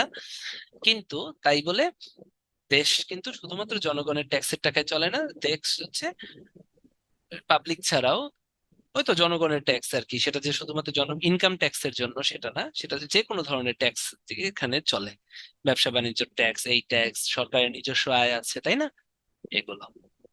তাহলে ওইটাই হচ্ছে কথা। তো সেই জন্যই হচ্ছে, যেহেতু জনগণের একটা ট্যাক্স, তাই না, জনগণই ট্যাক্স দিচ্ছে, আমদানি রপ্তানিতেও কিন্তু জনগণ অংশগ্রহীত, তাই না? তো শুধুমাত্র জনগণের যে মানে ভ্যাট, মানে আমরা ট্যাক্স, জনগণের ট্যাক্স বলতে আমরা নর্মালি কি বুঝি বলেন তো? সাধারণত কোন ট্যাক্সটা হচ্ছে আপনি খুব এক্সপ্যান্ডেড একটা ট্যাক্স সবাই দেয়, যেটার জন্য এখন আমরা বলি যে জনগণের ট্যাক্স না? ইনকাম ট্যাক্স, ভিক্ষুকরা ইনকাম ট্যাক্স দেয়, বা যাদের ইনকাম 3 লাখের নিচে, তাই না, তারা তো ইনকাম ট্যাক্স দিচ্ছে না। ভ্যাট হচ্ছে গিয়া সব থেকে এক্সপ্যান্ডেড ট্যাক্স, যেটা হচ্ছে সবাই দিচ্ছে, তাই না? তো এই জন্যই বলি আমরা জনগণের টাকায় ট্যাক্স, তাই না? তো আমার কথা হচ্ছে শুধু ভ্যাট থেকেই যে ইনকাম হয় সেটা না, সেটা যে কোনো ধরনের ইনকাম ট্যাক্স থেকে হচ্ছে, সেটা কাস্টমস থেকে হচ্ছে, তাই না, সেটা ল্যান্ড ট্যাক্স থেকে হচ্ছে, সবকিছু ট্যাক্স থেকেই হচ্ছে। হ্যাঁ, শুধু ভ্যাট থেকে হচ্ছে না। যাই হোক, এটা হচ্ছে কথা। তো সেই জন্য যে জনগণের একটা পোর্শন যেহেতু ভ্যাট, হ্যাঁ, কিনতে গেলেও একটা ভিক্ষুকও ট্যাক্স দিচ্ছে, সো আমাদের ভিক্ষুকের প্রতিও দায়িত্বশীল থাকতে হবে। সুশাসন প্রতিষ্ঠায় তারও কিন্তু অংশগ্রহণ, কারণ কি, সবার অংশগ্রহণ আছে। সে যদি ভ্যাট না দিত তাহলে কিন্তু হবে না। একটা ভিক্ষুক যখন একটা সাবান কিনতে দিবে, লাইফ বয় সাবান, আপনি তো 50 টাকায় বেচবেন না, ওর জন্য 30 টাকায় আপনি দিবেন দিবেন? তাহলে এখানে সবার অংশগ্রহণ হচ্ছে না। এটাই হচ্ছে সুশাসনের প্রতিষ্ঠা। এবং কিভাবে সুশাসন প্রতিষ্ঠাতে হবে, এখানে কিন্তু আপনার সহমর্মিতাও থাকতে হবে, তাই না? ভিক্ষুকের প্রতি কিন্তু আমাদের সহমর্মিতা দেখাতে হবে। একটা ভিক্ষুক যদি আপনার অফিসে একজন ডাক্তার থাকে, তার কাছে যদি সেবা নিতে চায়, তাকে সুন্দর মতো ডাক্তাররা সেবা করে, কারণ বাধ্য। ঠিক আছে? তারপরে একজন অ্যাডমিন কার্ডের কাছে একজন ভিক্ষুক আসলে আমরা তাকে সেবা করতে বাধ্য, তাই না? ব্যাপারটা এরকম। আসেন, সুশাসন প্রতিষ্ঠায় সরকারের করণীয় মৌলিক অধিকারের সন্নিবেশ ঘটানো। হ্যাঁ, মৌলিক যে অধিকারগুলো আছে এগুলো সন্নিবেশ ঘটানো এবং প্রচার ও প্রসার, তাই না, জনসচেতনতা বৃদ্ধি, সচেতনতা সৃষ্টি, জনসচেতনতা সৃষ্টি। ঠিক আছে, এটা কিন্তু খুব ইম্পর্টেন্ট। হ্যাঁ, সচেতনতাটা আপনার সৃষ্টি করতে হবে। ওকে। হ্যাঁ, মত প্রকাশের স্বাধীনতা থাকতে হবে। এই দেখেন, মত প্রকাশের স্বাধীনতাও কিন্তু একটা মৌলিক অধিকার। এগুলো কিন্তু কোনো রাজনৈতিক অধিকার না, বারবার বলতেছি, মৌলিক অধিকার। হ্যাঁ, জবাবদিহিমূলক জনপ্রশাসন, জবাবদিহি থাকতে হবে। ঊর্ধ্বতন এবং জনগণ দুইজনের কাছে জবাবদিহিতা দুই প্রকার। একটা হচ্ছে আপনি আপনার ঊর্ধ্বতন কর্তৃপক্ষের কাছে দিবেন, আর একটা হচ্ছে জনগণের কাছে দিবেন। ঠিক আছে? হ্যাঁ, লাইক আমার একটা কাজ আছে, সেটা হচ্ছে লাইক আমি কালকে বা পরশু টহল দিব। হ্যাঁ, একটা টহলে বের হবো আমি কালকে বা পরশু, ফোর্স নিয়ে সাপোজ। আমার কাজগুলোর একটা হচ্ছে টহল দেয়া। তো সেই টহলে আমি যখন 4-5টা ফোর্স, দুই দুই গাড়ি র্যাব নিয়ে বের হলাম, দুই গাড়ি আনসার নিয়ে বের হলাম, দুই গাড়ি বিডিপি নিয়ে হলাম, হ্যাঁ, দুই গাড়ি পুলিশ নিয়ে বের হলাম, মোট কত গাড়ি হলো, 8-10 গাড়ি নিয়ে আমি হচ্ছে এটা একটা টহলে লিড দিলাম। এখন আমার টাইম হচ্ছে 7টা থেকে 9টা পর্যন্ত টহল দেয়া। এখন আমি হচ্ছে টহলে গেলাম না, সকাল 7টায় আমার টহল। হ্যাঁ, আমি টহলে গেলাম না। ফার্স্টেই কি, আমার সিনিয়র যে আছে, তাই না, ডিসি স্যার, সে আমার অবস্থা খারাপ করে দিবে, তাই না? তো ঊর্ধ্বতনের কাছে একটা জবাবদিহিতা এখানে কিন্তু একটা আসতেছে। ঠিক আছে, ঊর্ধ্বতনের কাছে কিন্তু একটা মানে হচ্ছে একটা জবাবদিহিতা আসতেছে। হ্যাঁ, তারপরে কি হলো, আমি এই যে টহল দিলাম না, এখন টহল যদি না দেই, এখন যদি কোনো রকম একটা সংঘর্ষ হয়, তাই না, কেউ যদি ট্রাক ভাঙে, কেউ যদি এই যে অবরোধের বিরোধী দলীয় সরকার, সে যদি এসে ট্রাক ভাঙে বা সিএনজি ভাঙে, বা যাই হোক কোনো একটা গোলযোগ সেখানে হয়, সেক্ষেত্রে কি টহল দিয়ে ওই টাইমটা, ওই 2 ঘন্টা কাকে হচ্ছে আইন শৃঙ্খলা রক্ষা করার দায়িত্ব ছিল? আমার। কিন্তু আমি করি নাই। তাহলে কি জনগণরা ক্ষতিগ্রস্ত হচ্ছে? তাহলে দুইটা ভাবে কিন্তু আমার তখন শাস্তি হবে। একটা হচ্ছে ঊর্ধ্বতন, মানে আমার ডিসি স্যার, জেলা প্রশাসক স্যার, তিনি আমাকে হচ্ছে গিয়ে একটা শাস্তি দিবেন, এবং জনগণের ক্ষতি করছে দেখে আমার কিন্তু আরেকটা শাস্তি হবে। দুইটা শাস্তি একসাথে প্রাপ্য। তাহলে এটাই হচ্ছে জবাবদিহিমূলক জনপ্রশাসন। মনে থাকবে? এবং প্রশাসনে আপনারা যদি আসেন, এই কাজগুলোই করতে হবে। ঠিক আছে, আমি হচ্ছি ভাই অ্যাডমিন ক্যাডার। হ্যাঁ। ওকে। অবাধ ও নিরপেক্ষ নির্বাচন, এটা সুশাসন প্রতিষ্ঠায়, তাই না, আইনের শাসন প্রতিষ্ঠাতে ইম্পর্টেন্ট। বিচার বিভাগের স্বাধীনতা নিশ্চিতকরণ, তাই না, বিচার বিভাগ স্বাধীন হতে হবে। আর একটা জিনিস খুব ইম্পর্টেন্ট, রিসেন্ট আসছে, এই পার্সোনাল কথাবার্তা পরে, হ্যাঁ, and মজা পাইছে একজন টহলের কথা শুনে। একজন জিজ্ঞেস করতেছে, ভাই আপনার কি গান ক্যারি করার লাইসেন্স আছে নাকি? গান ক্যারি করার লাইসেন্স নিলে নেওয়া যায়, আমি নেইনি, বাট আমার ফোর্স ইউজ করার লাইসেন্স আছে। ঠিক আছে, লাইক আমি গতকালকে হচ্ছে তোমার দুইটা মানে দুই ফোর্স আনসার, মানে দুই গাড়ি আনসার সদস্য, দুই গাড়ি পুলিশ সদস্য, এক গাড়ি র্যাব সদস্য, না দুই গাড়ি, হ্যাঁ এক গাড়ি র্যাব সদস্য আর দুই গাড়ি বিজিবি মানে হচ্ছে বর্ডার গার্ড বাংলাদেশ সদস্যদের নিয়ে টহলে বের হয়েছিলাম। তো তখন তো আসলে আমার তো আর আর্মস দরকার নাই, তারাই তো আছে আমার মানে হেল্পের জন্য, তাই না? সো বাট নিজেরও চাইলে রাখা যায় আর কি। তো ওনাদের নিয়ে বের হয়েছে, ওনারা খুবই হেল্পফুল ছিলেন, আমার খুব ভালোই মানে এটা খুব মজা, মানে খুব ভালো। লাস্ট 3 দিনটা হলে খুব মজা পাইছি হতো ওনাদের সাথে। লাস্টের দিন আমরা একসাথে চা খাইলাম, কোক খাইলাম, ভাল লাগছে। ওনারা সবাই অনেক বয়স্ক, অনেক বয়স্ক। হ্যাঁ, তো এটাও কিন্তু সুশাসনের একটা ব্যাপার, যে সহমর্মিতা, ওনারা কিন্তু যারা ছিলেন তাদেরকে, তাদের সাথে শ্রদ্ধা বা তাদের সহমর্মিতা, তাই না? কারণ ম্যাক্সিমাম বয়স্ক ছিলেন, ম্যাক্সিমাম, বিশেষ করে আনসার আর হচ্ছে সে সবাই আমার বাবার বয়সী ম্যাক্সিমাম ছিলেন। সো এটাও খুব নাইস একটা এক্সপিরিয়েন্স ছিল তাদের সাথে, খুব মানে এটা আমার মনে হয়েছে আমার আমি খুব এনজয় করছি ব্যাপারটা। তো যাই হোক, এগুলো পরে, আমার কোনো আর্মস নাই, ঠিক আছে? কারণ আমার হয়তো তারা ছিলেনই। ঠিক আছে, আসেন। এই অ্যাডমিন ক্যাডারের দায়িত্বর ক্লাস আজকে আমি মার দিব এখন তোমাকে ধরে, হ্যাঁ? আজকে অ্যাডমিন ক্যাডার পরে পরে, আগে এটা পড়াই নাই, নইলে ফ্লো চলে যাবে, হ্যাঁ? মূল্যবোধের আহ একটু দেখি, হ্যাঁ। উপাদানগুলো প্রতিষ্ঠা, ওই একই কথা, হ্যাঁ। আইনসভাকে গতিশীল, এখন কিভাবে কি কি করবেন একটা সুশাসন প্রতিষ্ঠা করতে হলে, কয়েকটা একটু বলে দেই, হ্যাঁ। কয়েকটা জিনিস বলে দেই যে কি কি। আইনসভাকে গতিশীল করা, আইনসভা কারা? যারা আইন প্রণয়ন করে, তাই না? এদের গতিশীল করতে হবে, নতুন নতুন আইন তৈরি করতে হবে। হ্যাঁ, আইনসভাকে গতিশীল ও কার্যকর করতে হবে দ্রুত। কারণ এরা হচ্ছে, আইনসভার কাজ হচ্ছে আইন প্রণয়ন করা, আইন তৈরি করা। লাইক 2018-তে একটা সড়ক আহ মানে সড়ক পরিবহন আইন 2018 তৈরি হয়েছে না? এরকম প্রয়োজনে প্রয়োজনে আইন প্রণয়ন করতে হবে যখন যেটা দরকার। যেমন নির্মল বায়ু আইন 2019, জানেন এটা আগে ছিল? তো বাংলাদেশের ঢাকায় এত দূষণ, এই যে তো নির্মল বায়ু আইন 2019 হয়েছে, তাই না? ব্যাপারগুলো তো এরকম। সড়ক আহ পরিবহন আইন 2018, তাই না? এবং সহজবোধ্য আইন প্রণয়ন করা, ঠিক আছে? এই জিনিসগুলো লাগবে, সহজবোধ্য আইন প্রণয়ন করা। শক্তিশালী স্থানীয় সরকার, স্থানীয় সরকারটা শক্তিশালী হতে হবে। এই যে উপজেলা চেয়ারম্যান, ইউনিয়ন পরিষদ চেয়ারম্যান, হ্যাঁ। উপজেলা একটা, এই যে আমিও একটা ভুল উচ্চারণ করলাম, এটা আজকে থেকে বলবেন না, উপজেলা চেয়ারম্যান বলতে কিছু নাই, উপজেলা পরিষদ চেয়ারম্যান, ঠিক আছে? উপজেলা পরিষদ চেয়ারম্যান এবং ইউনিয়ন পরিষদ চেয়ারম্যান। দারিদ্র্য দূরীকরণ করতে হবে, সংস্কার কর্মসূচি বাস্তবায়ন করতে হবে, ঠিক আছে? সাম্প্রদায়িক সম্প্রীতি বৃদ্ধি, এগুলো খুব ইম্পর্টেন্ট। কার্যকর মানবাধিকার কমিশন প্রতিষ্ঠা। এবং আরেকটা জিনিস জানেন, এটা পরীক্ষায় আসে, আপনারা অনেকেই, বিসিএস এখন আসেনি, অনেক সরকারি ভর্তি পরীক্ষা আসে এবং আপনারা ভুল করেন। আমরা জানি বিচার বিভাগ পৃথকীকরণ, তাই না? নির্বাহী বিভাগ থেকে, কোথা থেকে? নির্বাহী বিভাগ থেকে। একটা ক্যাডার আছে অডিট অ্যান্ড অ্যাকাউন্টস,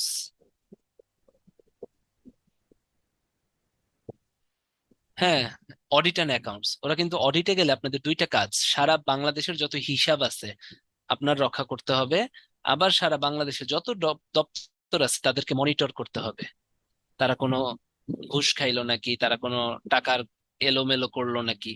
তো দুইটা কাজই কিন্তু তারা করতেছে, তো যারা হিসাবও রক্ষা করে তারাই আবার হিসাব মনিটর করতেছে, জিনিসটা কেমন না? দেখছেন? সেই জন্য নতুন রিফরমেশনে বলা হচ্ছে অডিট এবং অ্যাকাউন্টস পৃথকীকরণ। এটা কিন্তু পরীক্ষায় আসছে, যে নতুন রিফরমেশন কি হতে পারে, অডিট থেকে, অ্যাকাউন্টস থেকে, অডিট এবং অ্যাকাউন্টস পৃথকীকরণ। কারণ যারা, এটা হচ্ছে ওয়ার্ল্ড, মানে হচ্ছে কি বলবো, উম মানে ওয়ার্ল্ড বলে, মানে হচ্ছে কি বলবো, এটা গ্লোবালি অডিট অ্যান্ড অ্যাকাউন্টস কিন্তু ডিফারেন্ট, হ্যাঁ, সেপারেটেড, ঠিক আছে? একটা একটা থেকে সেপারেটেড থাকে, তাই separation from audit from the accounts is necessary. কারণ হচ্ছে এটা যদি না হয় তাহলে যারাই অ্যাকাউন্টস করতেছে তারাই কিন্তু হিসাবের, কারণ মনিটরকে অডিট করে যাদের হচ্ছে হিসাবে গোলমাল লাগে, তাহলে সব ডিপার্টমেন্টের অডিট তারা করছেন এবং মনিটর তারা করছেন। এটা হলে কিন্তু কিছুটা সুশাসনের ব্যত্যয় ঘটে, কিন্তু এখন পর্যন্ত বাংলাদেশে ঘটে নাই, কারণ বাংলাদেশে এই জিনিসটা খুব ভালো মতো মনিটর করা হয়। তো আমাদের অডিট অ্যান্ড অ্যাকাউন্ট ডিপার্টমেন্টটা কিন্তু বেশ স্ট্রিক্ট। আপনারা আমরা অনেকেই ভাবে দুর্নীতি, ভাই সত্যি কথা আজকে আপনাদেরকে বলি, এটা হাতে গোনা দুই একজন করে। হ্যাঁ, পুলিশ বলেন, অ্যাডমিন বলেন, অডিট বলেন, অ্যাকাউন্টস বলেন, ট্যাক্স বলেন, হাতে গোনা দুই একজন হয়তো বা আপনারা যেগুলো শুনেন করেন। আসলে ওরকম নাই, বহুত ভালো মানুষ আছে। এবং এই যে ঘুষ খাওয়া, হ্যাঁ, চুরি চামারি করে এত ইজি না, কারণ প্রচুর পরিমাণে ডিজিটাল ডিভাইস আছে, সিসিটিভি ক্যামেরা থেকে শুরু করে টাকা জমা দেয়া এভরিথিং, প্রত্যেকটা ডিজিটাল রিসিপ্ট পর্যন্ত দেয়, আর থেকে শুরু করে ডিজিটাল রিসিপ্ট থাকে, আপনি কোনো একটা ভুল করলেও জিনিসটা চলে যায় উপরে। সো খুব দুই একটা ডিপার্টমেন্ট বা দুই একজনের জন্য সেই জন্য নাম হয়। তো কিন্তু বাংলাদেশের অডিট অ্যাকাউন্টস ডিপার্টমেন্ট কিন্তু খুবই এনরিচড একটা ডিপার্টমেন্ট, সেই জন্য দেখেন এখন পর্যন্ত পৃথক হয় নাই। কিন্তু অন্যান্য দেশে কিন্তু পৃথক হয়েছে, কিন্তু এটাও বলা হয় যে এটা কিন্তু সুশাসন প্রতিষ্ঠার একটা ইম্পর্টেন্স যে অডিট পৃথক। বিচার বিভাগ নির্বাহী বিভাগ কাছে, নির্বাহী বিভাগ হচ্ছে গিয়া আমলাতন্ত্র, ঠিক আছে, সকল ধরনের ক্যাডার, 26টা ক্যাডার আছে না, 26টা ক্যাডারেই হচ্ছে নির্বাহী বিভাগ, এক্সিকিউটিভস, সরকারি চাকরি যারা করে। আর বিচার বিভাগ করে হচ্ছে জুডিশিয়ারি, ঠিক আছে, আদালত, হ্যাঁ, ঊর্ধ্বতন আদালত এবং নিম্ন আদালত, ঠিক আছে, হাইকোর্ট, সুপ্রিম কোর্ট আছে, সুপ্রিম কোর্ট হচ্ছে হাইকোর্ট আর অ্যাপিলেট ডিভিশন নিয়ে, এবং ওর নিম্নস্থল আদালত, তাই না? আপনারা দেখেন না, জেলায় থাকে জেলা ও জায়গাদশ জজ আদালত, হ্যাঁ, ওরা তো আগে কি ছিল, এই বিচার বিভাগ আর নির্বাহী বিভাগ এক ছিল, মানে জুডিশিয়ারি আর ম্যাজিস্ট অ্যাডমিন ক্যাডার এক ছিল। এখন হচ্ছে এটা পৃথক হয়ে গেছে, কারণ হচ্ছে ওয়ার্ল্ড ওয়াইড বলে বিচার বিভাগ নির্বাহী বিভাগ থেকে পৃথক থাকতে হবে, ওরা শুধু বিচার কাজ করবে।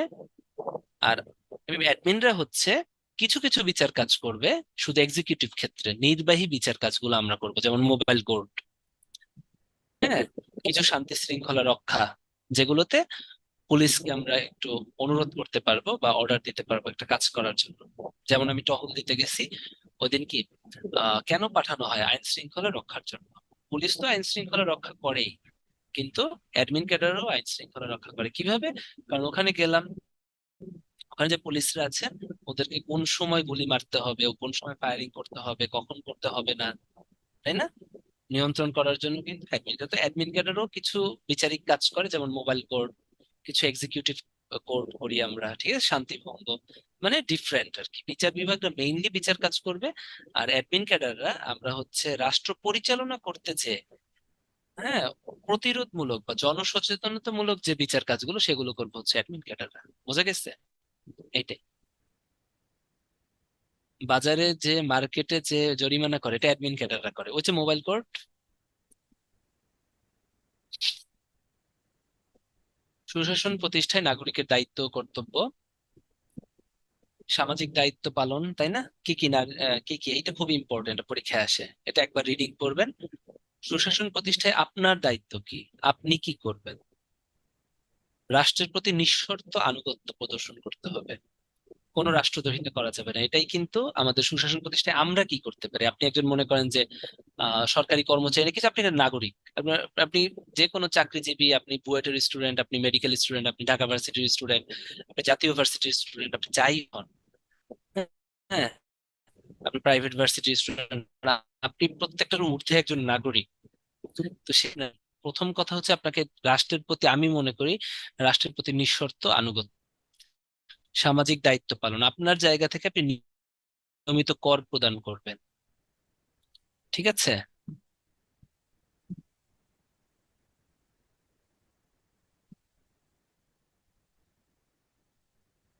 দেখেন, রাষ্ট্রীয় উন্নয়ন কর্মকাণ্ডে আপনি অংশ নেবেন,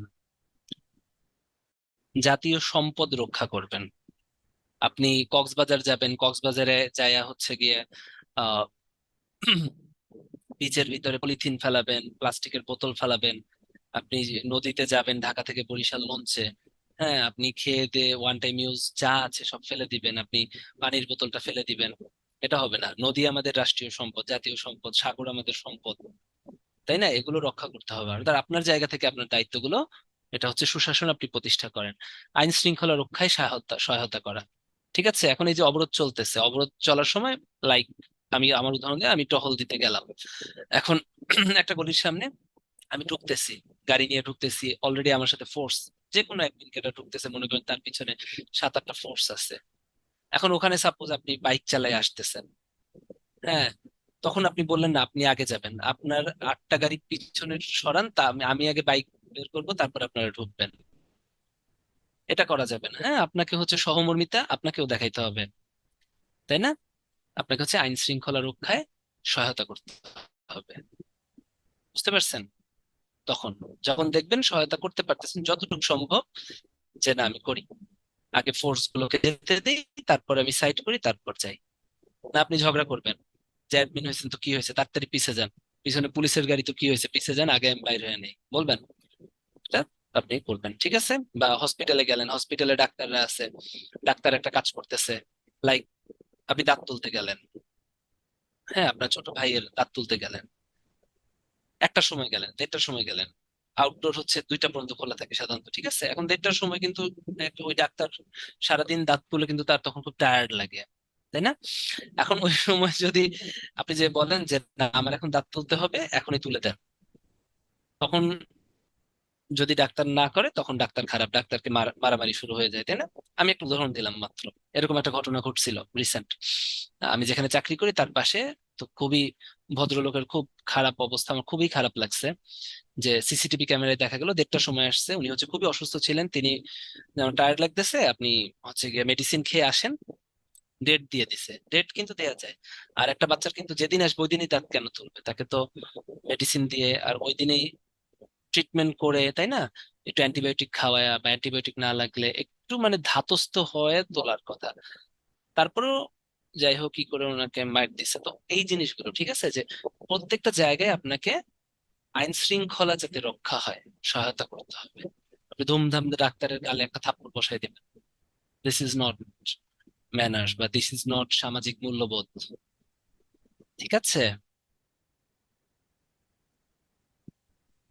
আচ্ছা, হ্যাঁ, ওই তো ইনফেকশন কন্ট্রোল করেই তো এক্সট্রাকশন করতে হয়, তাই না? তো ইনফেকশনটা মনে করেন কন্ট্রোল না করলো, সে অ্যান্টিবায়োটিক, মানে এটাখানে যেটা ছিল অ্যান্টিবায়োটিক দিয়েছিল ডাক্তার, এবং বলছিল 3 দিন পরে আসেন, আমি তুলে দিব, কিন্তু তার তখনই লাগবে। হ্যাঁ, ওকে, হ্যাঁ, যে মারছে ওরে করে না, ওর জেলে দিছে, সংবিধান মেনে চলতে হবে, ঠিক আছে? প্রগতিশীল যে কোনো দলের প্রতি সমর্থন করতে পারবেন, কিন্তু সেটা অবশ্যই অসাম্প্রদায়িক হতে হবে। অসাম্প্রদায়িক যে কোনো দলের প্রতি সমর্থন, এটা থাকা যেতে পারে। ই গভর্নেন্স একটু দেখি, গুড গভর্নেন্স এর একটা হচ্ছে ই গভর্নেন্স। হ্যাঁ, ই গভর্নেন্স হচ্ছে এই যে সুশাসন করতেছি আমরা, যে এত আহ, সরকারি ব্যবস্থা, এই ব্যবস্থাতে ইলেকট্রনিক মিডিয়া অন্তর্ভুক্ত করা।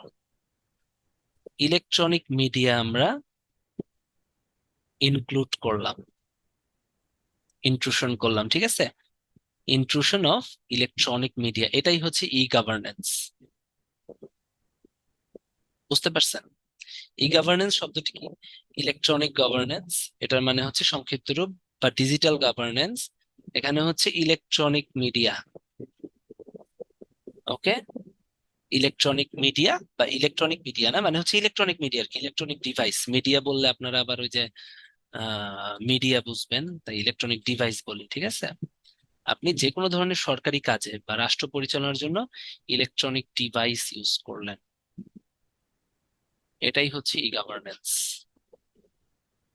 ঠিক আছে?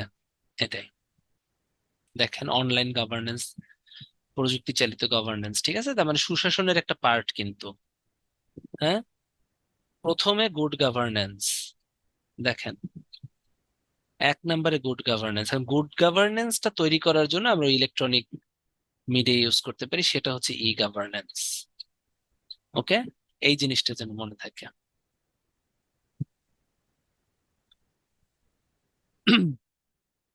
ঠিক আছে? আচ্ছা Sadia, thank you for your nice compliment. এটা কিছুই না, আপনি সবসময় আপনি যেখানেই যাবেন, হ্যাঁ, আপনি হচ্ছে কয়েকটা কথা মনে রাখবেন, সেটা হচ্ছে আপনি যেই হন, আপনি হচ্ছে নিজেকে হচ্ছে সবসময় সোবার রাখবেন। যাই হোক, আপনার রিপ্লাইটা যেন ভালো থাকে, ঠিক আছে? তাহলে আপনি অনেক ভালো করতে পারবেন। এটা মোটিভেটেড হওয়ার কিছু না, এইটাই কিন্তু ইনস্টিংক্ট হওয়া উচিত বা প্রবৃত্তি হওয়া উচিত, তাই না? সেটা হচ্ছে আপনি যেভাবে যাই হোক আপনার রিপ্লাইটা ভালো হতে হবে, তাহলে আপনি ভালো জায়গায় যেতে পারবেন, ঠিক আছে? এটা এটা আমাকে দিয়ে মোটিভেটেড হওয়ার কথা নাই, আপনি নিজেও মোটিভেটেড হতে পারবেন। এটাই প্রবৃত্তি হওয়া উচিত, ঠিক আছে? রিপ্লাইটা কখনো হার্শ হবে না। আসেন, এবারে হচ্ছে আমরা বিশ্ব ব্যাংকটা দেখি। ই গভর্নেন্স কি বলছে? সরকারি তথ্য প্রযুক্তি, তাই না? জনগণ, ব্যবসায়ী, সরকারের অন্যান্য শাখার মধ্যে যোগাযোগের সক্ষমতাকে বোঝায়, একই কথা। এটা কিন্তু বিশ্ব ব্যাংকও বলছে, ঠিক আছে? গভর্নেন্স এর ধারণা কিন্তু বিশ্ব ব্যাংক দিছে, আবার ই গভর্নেন্সও বলছে। জান্নাতুল মাওয়া আপনি কোন মেডিকেল কলেজের? আগে একটু বলেন, তারপরে আমি একটু বলি, ঠিক আছে? আপনি কি মেডিকেলের? যারা ডাক্তারি পেশা থেকে প্রশাসন, পুলিশ, পররাষ্ট্র ক্যাডারে যায়, ওনারা কি চাইলে প্রাইভেট চেম্বার বা মেডিকেলের কিছু করতে পারবে না? না। আফটার ডিএস করা যায়, আপনি যখন উপসচিব লেভেলে যাবেন তারপরে চাইলে করতে পারবেন, বাট দরকার হয় না, সময় পাওয়া যায় না আর কি। 10-12 বছর পর করতে পারবেন চেম্বার চাইলে, এর আগে পারবেন না, কারণ এর আগে অনেক টাফ থাকে। আর পোস্ট গ্রাজুয়েশন করা যায় না। আপনাদের যে সাবজেক্ট গুলো থাকে না, এফসিপিএস, এমডি, হ্যাঁ, আর কি কি থাকে, এমএস, এমফিল, এমপিএইচ, এমপিএইচ করতে পারবেন, এমপিএইচ করতে পারবেন, বাট এমডি, এফসিপিএস এগুলো জীবন থেকে মুছে যেতে হবে, হ্যাঁ, এগুলো হবে না। ওকে, ই গভর্নেন্স এর প্রকারভেদ একটু দেখি, 4 প্রকার। হ্যাঁ, ই গভর্নেন্স: G2C, গভর্নমেন্ট থেকে সিটিজেন। হ্যাঁ, এটার উদাহরণটা দেখেন, গভর্নমেন্ট থেকে সিটিজেনের কি কি সেবা আপনি পান ই গভর্নেন্স এর মাধ্যমে। স্মার্ট কার্ড, হ্যাঁ, উদাহরণ আসে, কিন্তু স্মার্ট কার্ড হচ্ছে G2Cর উদাহরণ, ঠিক আছে? গভর্নমেন্ট টু বিজনেস, হ্যাঁ, বিজনেসের ক্ষেত্রে গভর্নমেন্ট টু বিজনেস আপনি কি পাচ্ছেন? ই প্রকিউরমেন্ট, যখন সরকার কোনো কিছু কেনে, পারচেস করে, তখন যাদের কাছ থেকে কেনে তাদের কাছ থেকে কিন্তু লটারি করে কিনতে হয়, ঠিক আছে? প্রকিউরমেন্ট মানে হচ্ছে কেনা, পারচেসিং, হ্যাঁ, পারচেসিং। তাহলে ই প্রকিউরমেন্টের মাধ্যমে কিন্তু বিজনেসম্যানদের কাছ থেকে গভর্নমেন্ট তার কেনাকাটা যখন লাগে সে করে। হ্যাঁ, স্মার্ট কার্ড টু সিটিজেন আরেকটা আছে, গভর্নমেন্ট টু সিটিজেন আরেকটা উদাহরণ হচ্ছে eTIN. ETIN, very good. ETIN, হ্যাঁ, eTIN. Government to government, hmm, government to government, G2G, হ্যাঁ, অনেক কিছু আছে। এটা কি? এটা অনেক কিছু, লাইক গভর্নমেন্ট থেকে গভর্নমেন্ট, কি এটার উদাহরণ কি হতে পারে বলেন তো? G2G এক্সাম্পল একটা বলেন।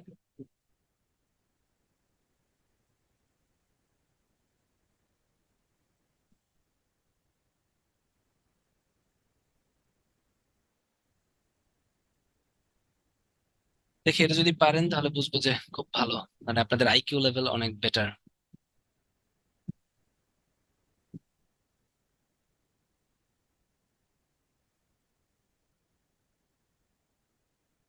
গভর্নমেন্ট নিজেকে আবার কি দিবে? হ্যাঁ, very good, very good, this lovely. হ্যাঁ, সুন্দর একটা কোশ্চেন একজনে দিছে। ডেটাবেস সিস্টেম, ডেটাবেস শেয়ারিং, হ্যাঁ, ডেটাবেস শেয়ারিং, একটা ডিপার্টমেন্ট থেকে আর একটা ডিপার্টমেন্টে যে ডেটাবেস শেয়ার করে না, এটাই তো গভর্নমেন্ট টু গভর্নমেন্ট। হ্যাঁ, তার থেকে সব থেকে সুন্দর আরেকটা উদাহরণ আপনি সুন্দর বলছেন, ভার্চুয়াল মিটিং। দেখেন তো, ভার্চুয়াল মিটিং গুলো কোথায় হয়? জুমে যে ভার্চুয়াল মিটিং গুলো হয়, like MOPA, ministry of public affairs, আর সাব্বির ভাই আছে কি মোফায়, মিনিস্ট্রি অফ ফরেন অ্যাফেয়ার্স। আমি আছি মোপাতে, তাই না, মিনিস্ট্রি অফ পাবলিক অ্যাডমিনিস্ট্রেশন। আর সাব্বির ভাই মিনিস্ট্রেশন অফ ফরেন অ্যাফেয়ার্স। এদের ভিতরে যে ইন্টারভার্সকুলার ভার্চুয়াল মিটিংটা হবে, তাহলে এগুলো কি? এই যে ডেটাবেস শেয়ারিংটা, তাই না? গুড। ওকে, এটা হচ্ছে G2G। আর G2E হচ্ছে আপনারা যখন একটা, খুব সুন্দর একটা উদাহরণ হচ্ছে এমপ্লয়েজদের সাথে আমাদের যে এইগুলো, যেমন জেমস সিস্টেম, হ্যাঁ, government employees management system. Management MX দিয়ে লিখলাম, পুরোটা না লিখলাম, management system, government employees management system. হ্যাঁ, MX এ হয় হচ্ছে ম্যানেজমেন্ট, যান লিখে দিলাম জেমস। এই যে এখানে হচ্ছে সকল তথ্য থাকে, গভর্নমেন্ট অফিসারদের তথ্য থাকে এখানে, এভরিথিং।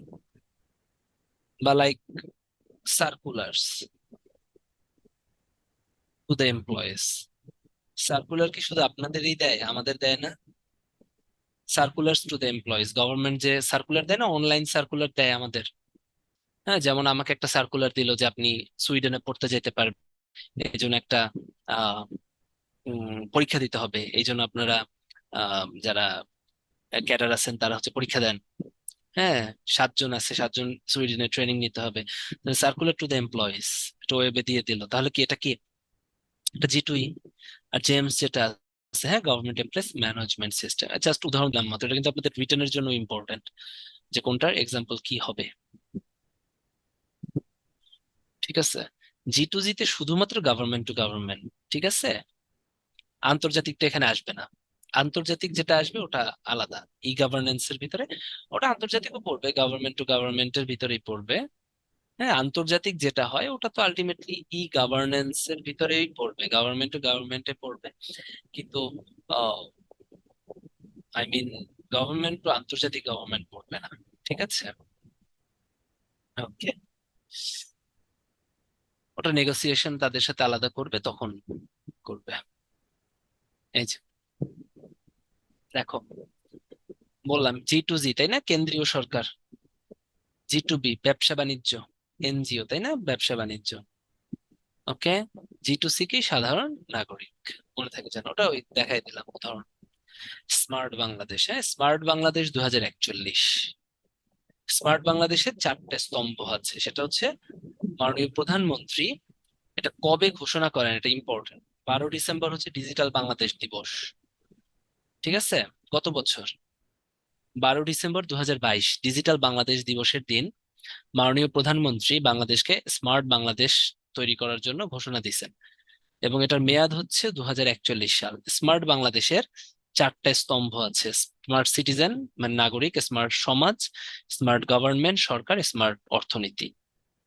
ঠিক আছে, তাহলে এটার 4টে স্তম্ভ খুবই ইম্পর্টেন্ট চাকুরিতে। এগুলা আমি আপনাদের আনসার পরে দিচ্ছি, অভিজিৎ একটু দাঁড়ান।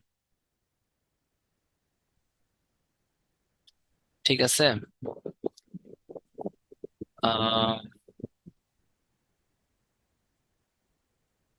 মাননীয় প্রধানমন্ত্রী 2041 সালে মধ্যে এটা, এখন কি কি smart citizen, smart society, smart government, smart economy. Smart মানে সবার স্মার্ট হতে হবে। আপনারা অনেকে ডিজিটাল বাংলাদেশের স্মার্ট বাংলাদেশ মিলায় ফেলেন। স্মার্ট বাংলাদেশ মানে না কিন্তু যে ডিজিটাল সব করতে হবে, মনে প্রাণে স্মার্ট হতে হবে, মানে আপডেটেড হতে হবে। ঠিক আছে, অ্যাক্টিভ হতে হবে। ঠিক আছে, মানুষজনকে সেটা যেভাবেই হোক প্রত্যেকটা জায়গায় মেন্টালিটি গ্রো করতে হবে, মেন্টালিটি গ্রো করতে হবে, ক্রিয়েটিভিটি থাকতে হবে। ঠিক আছে, তাহলে স্মার্ট বাংলাদেশ পাবো। আপনারা অনেকেই ভাবে স্মার্ট বাংলাদেশ আর ডিজিটাল বাংলাদেশ এক না। স্মার্ট মানে হচ্ছে স্মার্ট, আপনার সবকিছু হচ্ছে সাস্টেইনেবল হতে হবে, সবকিছু স্মার্টলি করতে হবে। যে জিনিসটা স্মার্ট মানে কি, যে ফ্যাক্ট অন্যকে ইনফ্লুয়েন্স করে, তাহলে আপনি যাই করবেন সেটা হবে ইনফ্লুয়েন্সিয়াল। আপনি যাই করবেন সেটা কি হবে, ইনফ্লুয়েন্সিয়াল হবে। ঠিক আছে, তাহলে বোঝা গেছে। স্মার্ট বাংলাদেশ করার জন্য একটা টাস্ক ফোর্স তৈরি হয়, এটার সংখ্যা হচ্ছে 30 জন। ঠিক আছে, সুশাসন প্রতিষ্ঠায় সরকারের সর্বাপেক্ষা গুরুত্বপূর্ণ ক্ষেত্র কোনটা?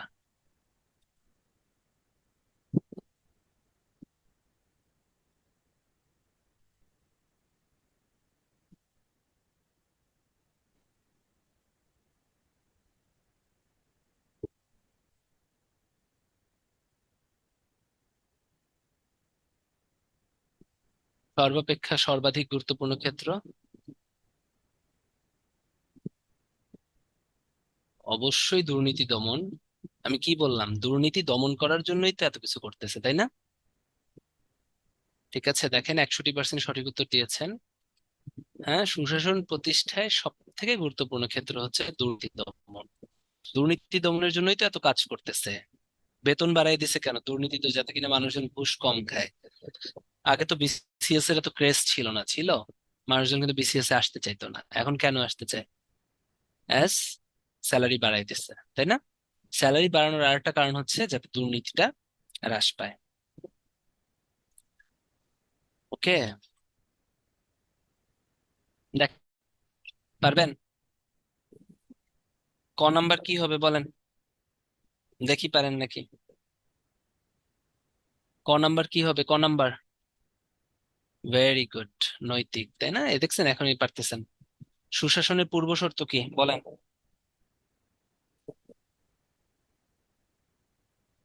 কোনটা মনে হচ্ছে?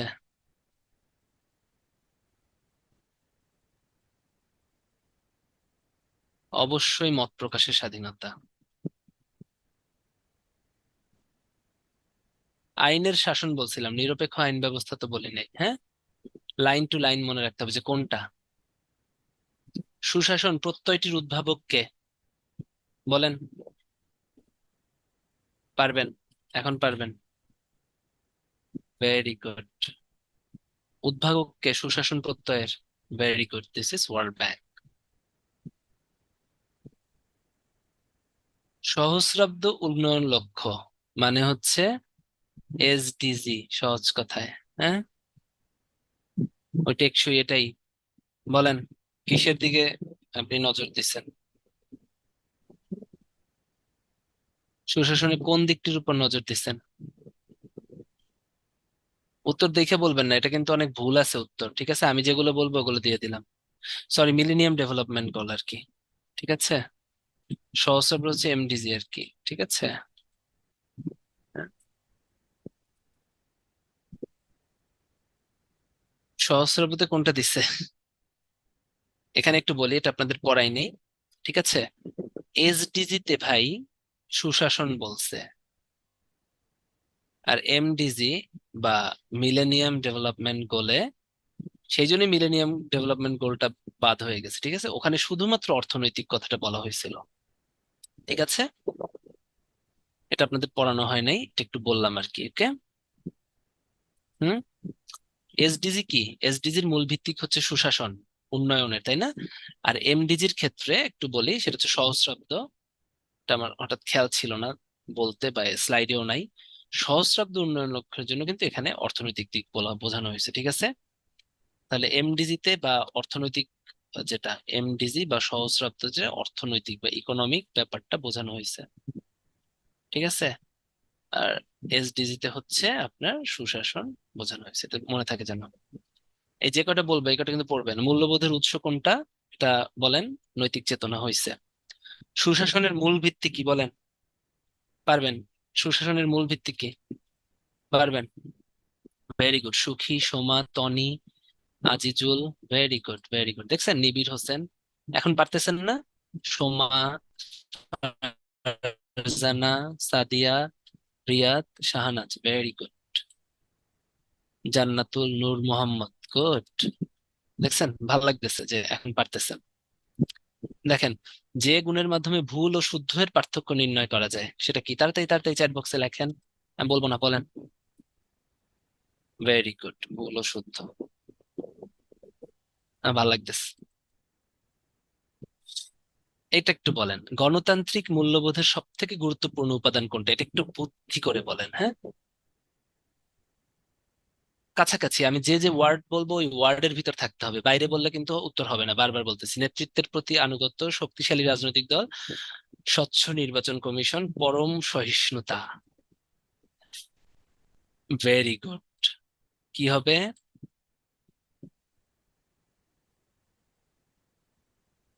অপশন ডি, সহমর্মিতা বা পরম সহিষ্ণুতা, একই কথা, ঠিক আছে? দেখছেন, পারতেছেন। এখানে কি শুধু স্বচ্ছ নির্বাচন কমিশন হবে না তো? স্বচ্ছতা বলতে সব, কিন্তু নির্বাচন কমিশন তো বলে নাই।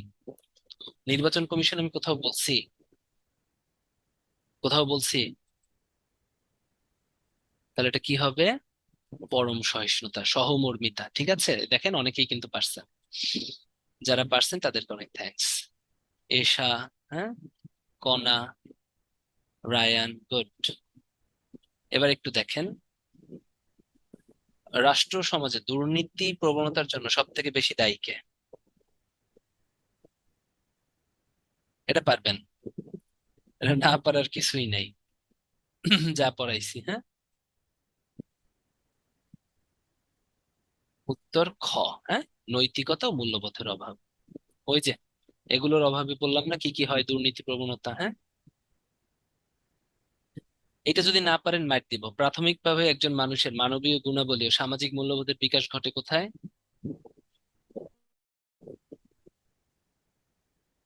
Very good. ফ্যামিলি। ওকে, বলেন, নৈতিক মূল্যবোধের উৎস কোনটা? এক।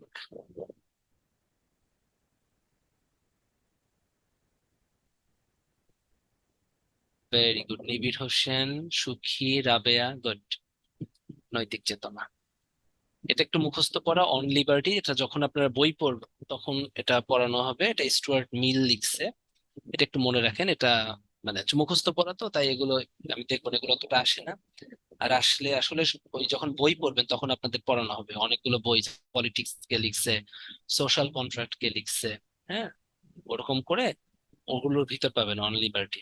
ঠিক আছে, তাই এটা থাকুক। গভর্নেন্স, হ্যাঁ, এটা একটা ল্যাটিন ভাষা, এটা একটু মনে রাখবেন, হ্যাঁ। এটা ল্যাটিন ভাষা, এগুলো মুখস্থ পড়া তো, তাই এগুলো পরে বলে দিচ্ছি আমি। এটা ল্যাটিন ভাষাটা দরকার নেই। বিশ্ব ব্যাংকের মধ্যে সুশাসনের উপাদান কয়টা? এটা না পারলে মাইর দিব।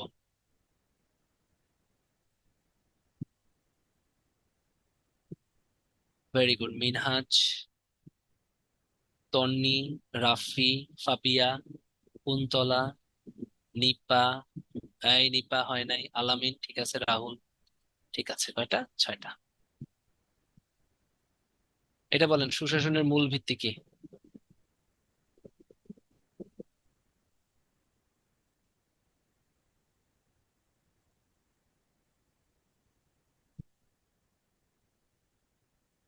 আইনের শাসন। এই সুশাসনের মূল ভিত্তি, সুশাসনের মূল ভিত্তি, সমা, কুন্তলা, ভেরি গুড। এটা হচ্ছে আইনের শাসন। ঠিক আছে।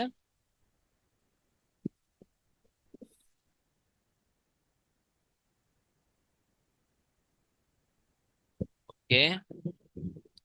সুশাসন চারটা স্তম্ভের উপর, এটা কে বলছে?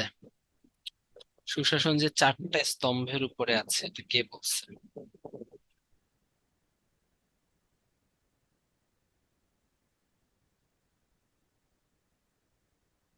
এটা একটু বলেন।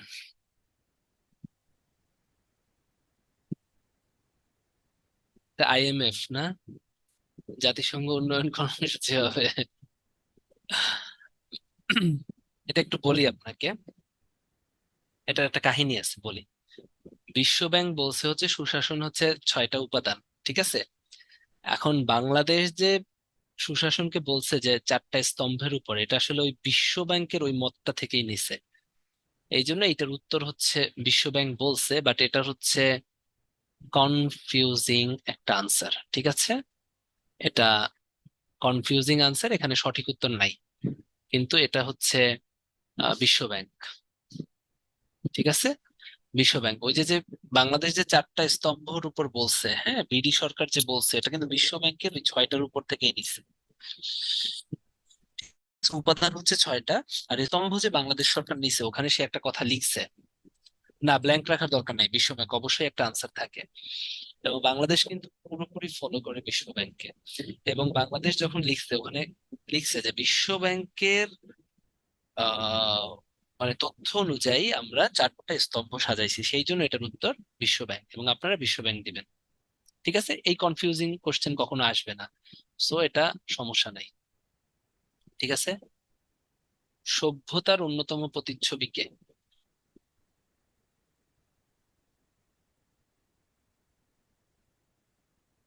পারবেন? গুড। এটা যারা দিছেন আমি তাদের থ্যাঙ্কস দিব। সভ্যতার অন্যতম প্রতিচ্ছবি হচ্ছে নৈতিকতা, যারা সভ্যতা নয় কিন্তু আহ অনেক জায়গায় এক এক গাইডে এক একটা আনসার দেওয়া, কিন্তু আমরা নৈতিকতা পাইছি তাই আপনারা নৈতিকতা পড়বেন। কিন্তু বিভিন্ন গাইডে সমাজও আছে। এখন এটা এগুলো আনসার না করাই ভালো। যেগুলো হচ্ছে আমি কিন্তু নৈতিকতা পাইছি একটা বইতে, একদম মেইন বইতে পাইছি, তাই আমি আপনাদের বলে দিলাম। ঠিক আছে, ইথিক্সই কিন্তু সভ্যতার প্রতিচ্ছবি। ঠিক আছে, মনে থাকে যেন সব সমাজেই কিন্তু আপনার সভ্য না, তাই না? যাযাবর সমাজ বা বর্বর সমাজ আছে না, সেগুলো কি সভ্য? সভ্য না।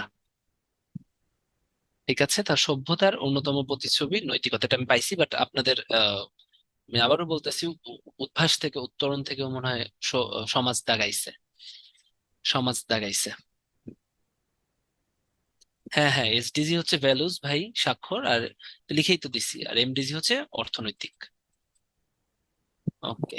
জাতিসংঘের অভিমত অনুসারে শোষণের লক্ষ্য উদ্দেশ্য কোনটা বলেন তো? দেখে বলেন। চারটা দেখে, অত করা লাগবে না, চারটা কোনটা আপনার মনে হতে পারে যে বেশি ইম্পর্টেন্ট। এগুলো কিছু কিছু জিনিস নিজে লিখতে হবে। এই, সুশাসন কি করে এটা তো আপনারা দুই একজন ঠিক উত্তর দিচ্ছেন, না অনেকেই, সবাই ঠিক উত্তর দিচ্ছেন, দুই একজন ভুল। অবশ্যই এটা মৌলিক স্বাধীনতার উন্নয়ন হবে, তাই না? শুধু নারীদের তো না, এখানে কোনটা বেশি হয়? উন্নয়ন, হ্যাঁ, মৌলিক স্বাধীনতার উন্নয়ন মানে সকল ধরনের উন্নয়ন। কারণ আমি আপনাদের লিখে দিছিলাম না, সুশাসন, তারপরে উন্নয়ন, বিপরীত বৈষম্য, এটা একটু মুখস্থ করার জিনিস। দিস ইজ নট নারীদের ক্ষেত্রে, হচ্ছে সংখ্যালঘুদের ক্ষেত্রে আমরা বিপরীত বৈষম্য কথাটা ইউজ করি। ঠিক আছে, সংখ্যালঘুদের ক্ষেত্রে এটা একটা টার্ম, এগুলো বোঝার কিছু নাই। ওকে, যাক আপনারা পারতেছেন, সব তো পারা লাগবে না। এটা বলেন, নাগরিকের কর্তব্য কি? যেগুলো দিছিলাম কোনটা হবে অপশনের ভিতরে? ভেরি গুড, সোমা, আবির, নাজিব। হ্যাঁ, অবশ্যই কর প্রদান করা। এই সরকার পরিচালনায় সাহায্য করা ছিল নাগরিকের কর্তব্য, ছিল আইন শৃঙ্খলার সময় সাহায্য করা। সব সময় সরকার পরিচালনা তো আমার দরকার নেই, দরকার আছে নিয়মিত কর প্রদান। আপনার কিন্তু ওয়ার্ড গুলো পড়তে হবে, হ্যাঁ, কর প্রদান করা।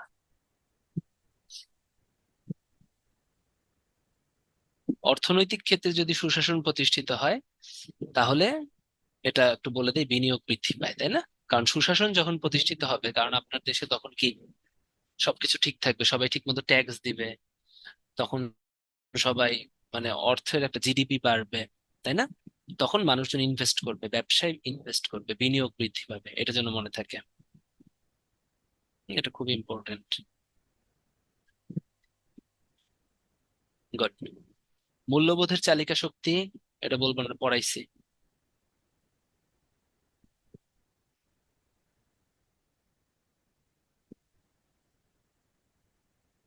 এই সংস্কৃতি, হ্যাঁ, কয়বার দেখাইছি সংস্কৃতি। মূল্যবোধের ভিত্তি হচ্ছে আইনের শাসন। সরি, হ্যাঁ, মূল্যবোধের ভিত্তি না, মানে মূল্যবোধের ফলে প্রতিষ্ঠিত হয় হচ্ছে সুশাসন বা হচ্ছে আইনের শাসন। মূল্যবোধের চাবিকাঠি হচ্ছে সুশাসন বা আইনের শাসন, আইনের শাসন যেটা আর কি। হ্যাঁ, মূল্যবোধ তো ছিল একদম ফার্স্টে, ওটার ফলে প্রতিষ্ঠিত হয় আইনের শাসন বা সুশাসন। ঠিক আছে, আপনার চাবিকাঠি হচ্ছে সুশাসন, কিন্তু মূল্যবোধের চালিকা শক্তি সংস্কৃতি, এটা বলছি। সুশাসনের উপাদান নয় কোনটা?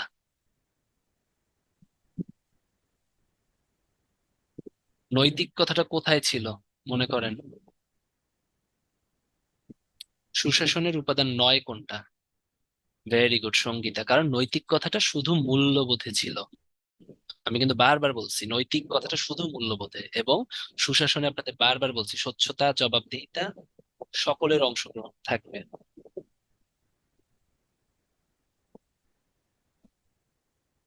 সহমর্মিতা, বা সহনশীলতা লাভ করে কোত্থেকে?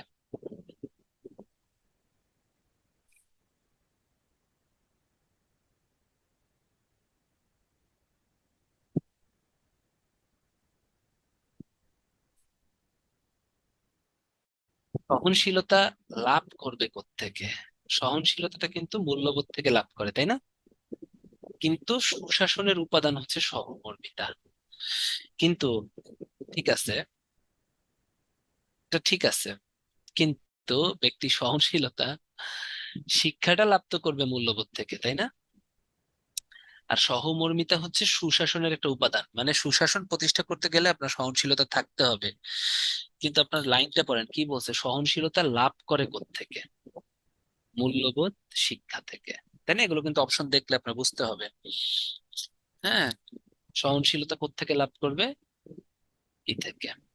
আর সহনশীলতা, সহমর্মিতা, আর সহমর্মিতা আর পরম সহিষ্ণুতা এটা একটা জিনিস, আর সহনশীলতা কিন্তু সহমর্মিতা না। সুশাসনের একটা উপাদান হচ্ছে সহমর্মিতা, তাই না? কিন্তু সহনশীলতা কি ভালো মন্দ বিচার, তাহলে ভালো মন্দের একটা সহনশীলতা মূল্যবোধ থেকে কি করে, এটা একটু মনে রাখতে হবে। এটা বলেন, কোন নীতি স্বাধীনতাকে নিশ্চিত করে?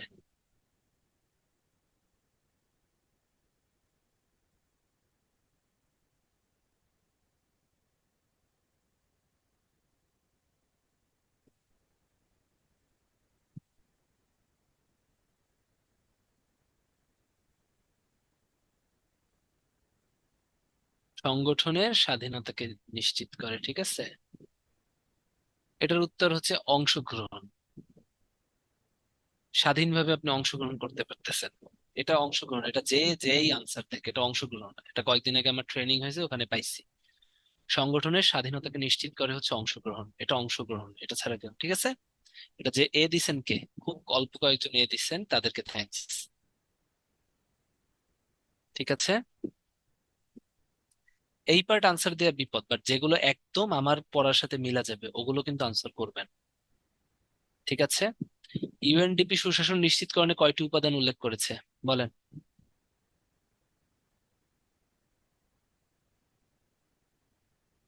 ভেরি গুড, এই তো মনে আছে, হ্যাঁ। নয়টা, নয়টা। জাতিসংঘ করছিল 8টা, ইউএনডিপি 9টা। ঠিক আছে। নৈতিক শক্তির প্রধান উপাদান কি? হ্যাঁ, তো এটা একটু মুখস্থ। সততা ও নিষ্ঠা। হ্যাঁ, এটা দেখলে সততা ও নিষ্ঠা, নৈতিক নীতি, মূল্যবোধ, নিষ্ঠা, হ্যাঁ, এটা আসবে। সুশাসনের পূর্ব শর্ত কোনটা? বলেন। এখানে কি হবে? ভেরি গুড, অর্থনৈতিক ও সামাজিক উন্নয়ন, তাই না? এইটাই দেন, কারণ অর্থনৈতিক উপরে সবগুলোই না, শুধু অর্থনৈতিক উন্নয়ন কখনোই হবে না, হ্যাঁ। অর্থনৈতিক ও সামাজিক উন্নয়ন হবে। ঠিক আছে। শোষণের পরে অন্তরায়, এটা পারবেন? এটা পারবেন? এটা আর না নেই, এটা ইজি, তাই না?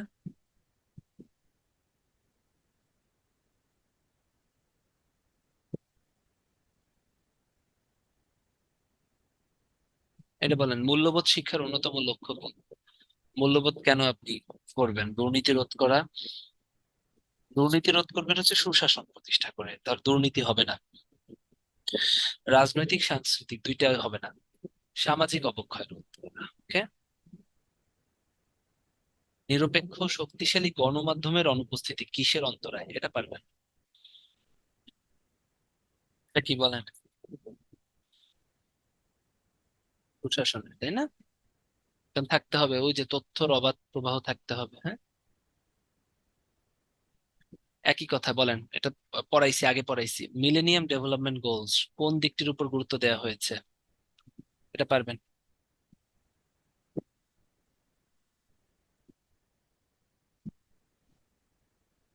ভেরি গুড, এখন পারতেছেন। এখন দ্বিতীয়টাও পারবেন। জোহানেসবার্গ প্ল্যান ফর ইমপ্লিমেন্টেশন, এটা কি বলেন তো? জোহান্সবার্গ প্ল্যান ফর ইন্টারপ্রিটেশন কত 2015 সালে গ্রহণ করা হয়েছে। জোহান্সবার্গ কোথায়? সাউথ আফ্রিকায়। কি নেওয়া হয়েছে? এসডিজি।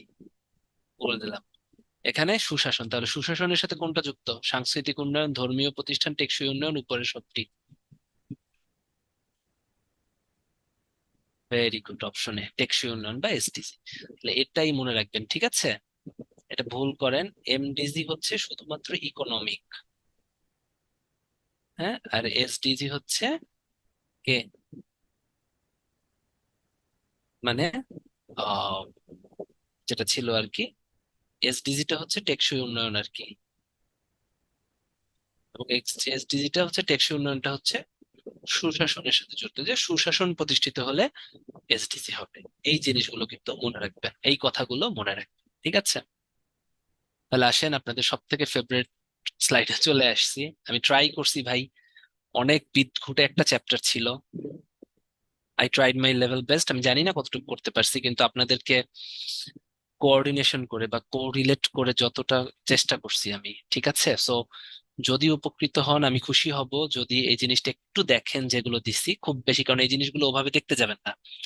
আর যেভাবে বললাম, একদম যেগুলো একদম মনে না হবে ওগুলো আনসার করবেন না।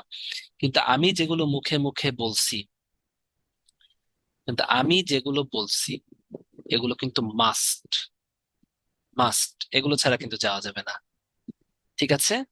এই টপিক একটু দেখে যান, তাহলে কিন্তু মোর দেন, হ্যাঁ, আপনার সব লাগবে না, 6টা 5টা হবে। আপনি যদি মূল্যবোধ, নৈতিকতা, হ্যাঁ, সুশাসন, আইনের শাসন, সুশাসনের পরের জিনিসগুলো এগুলো যদি একটু বোঝেন, হ্যাঁ।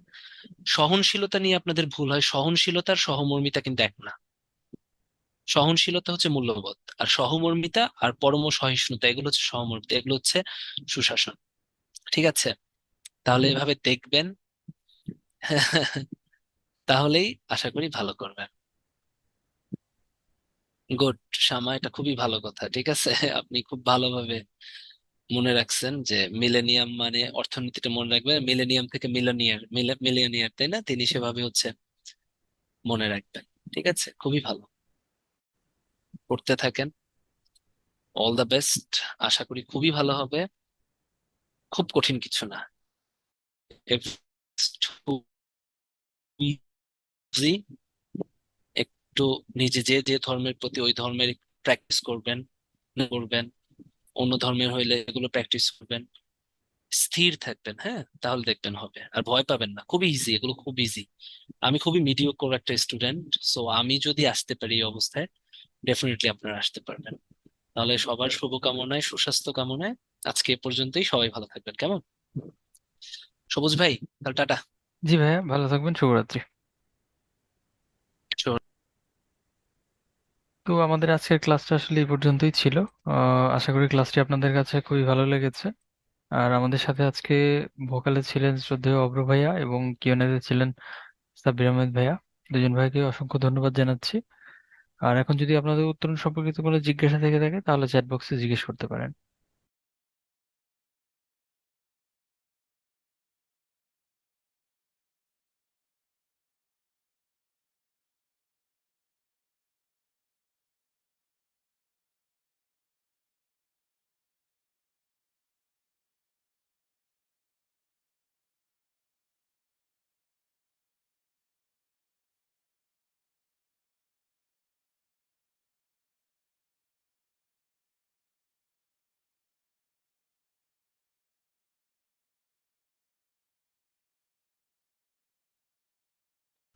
আচ্ছা, আপনাদের কোনো কোশ্চেন নেই সম্ভবত।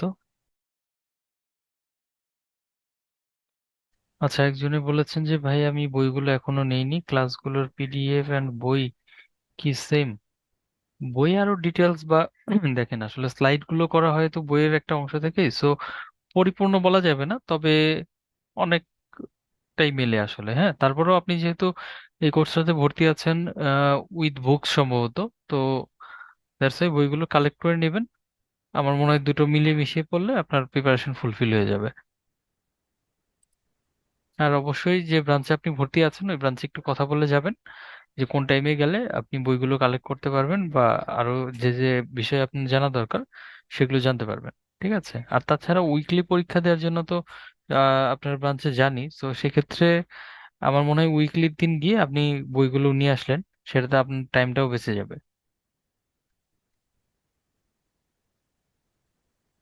আচ্ছা, আর কারো কোনো কোশ্চেন নেই? তাহলে আমরা আজকের মতো শেষ করছি। ধন্যবাদ এতক্ষণ সঙ্গে থাকার জন্য। ভালো থাকবেন সবাই। শুভরাত্রি।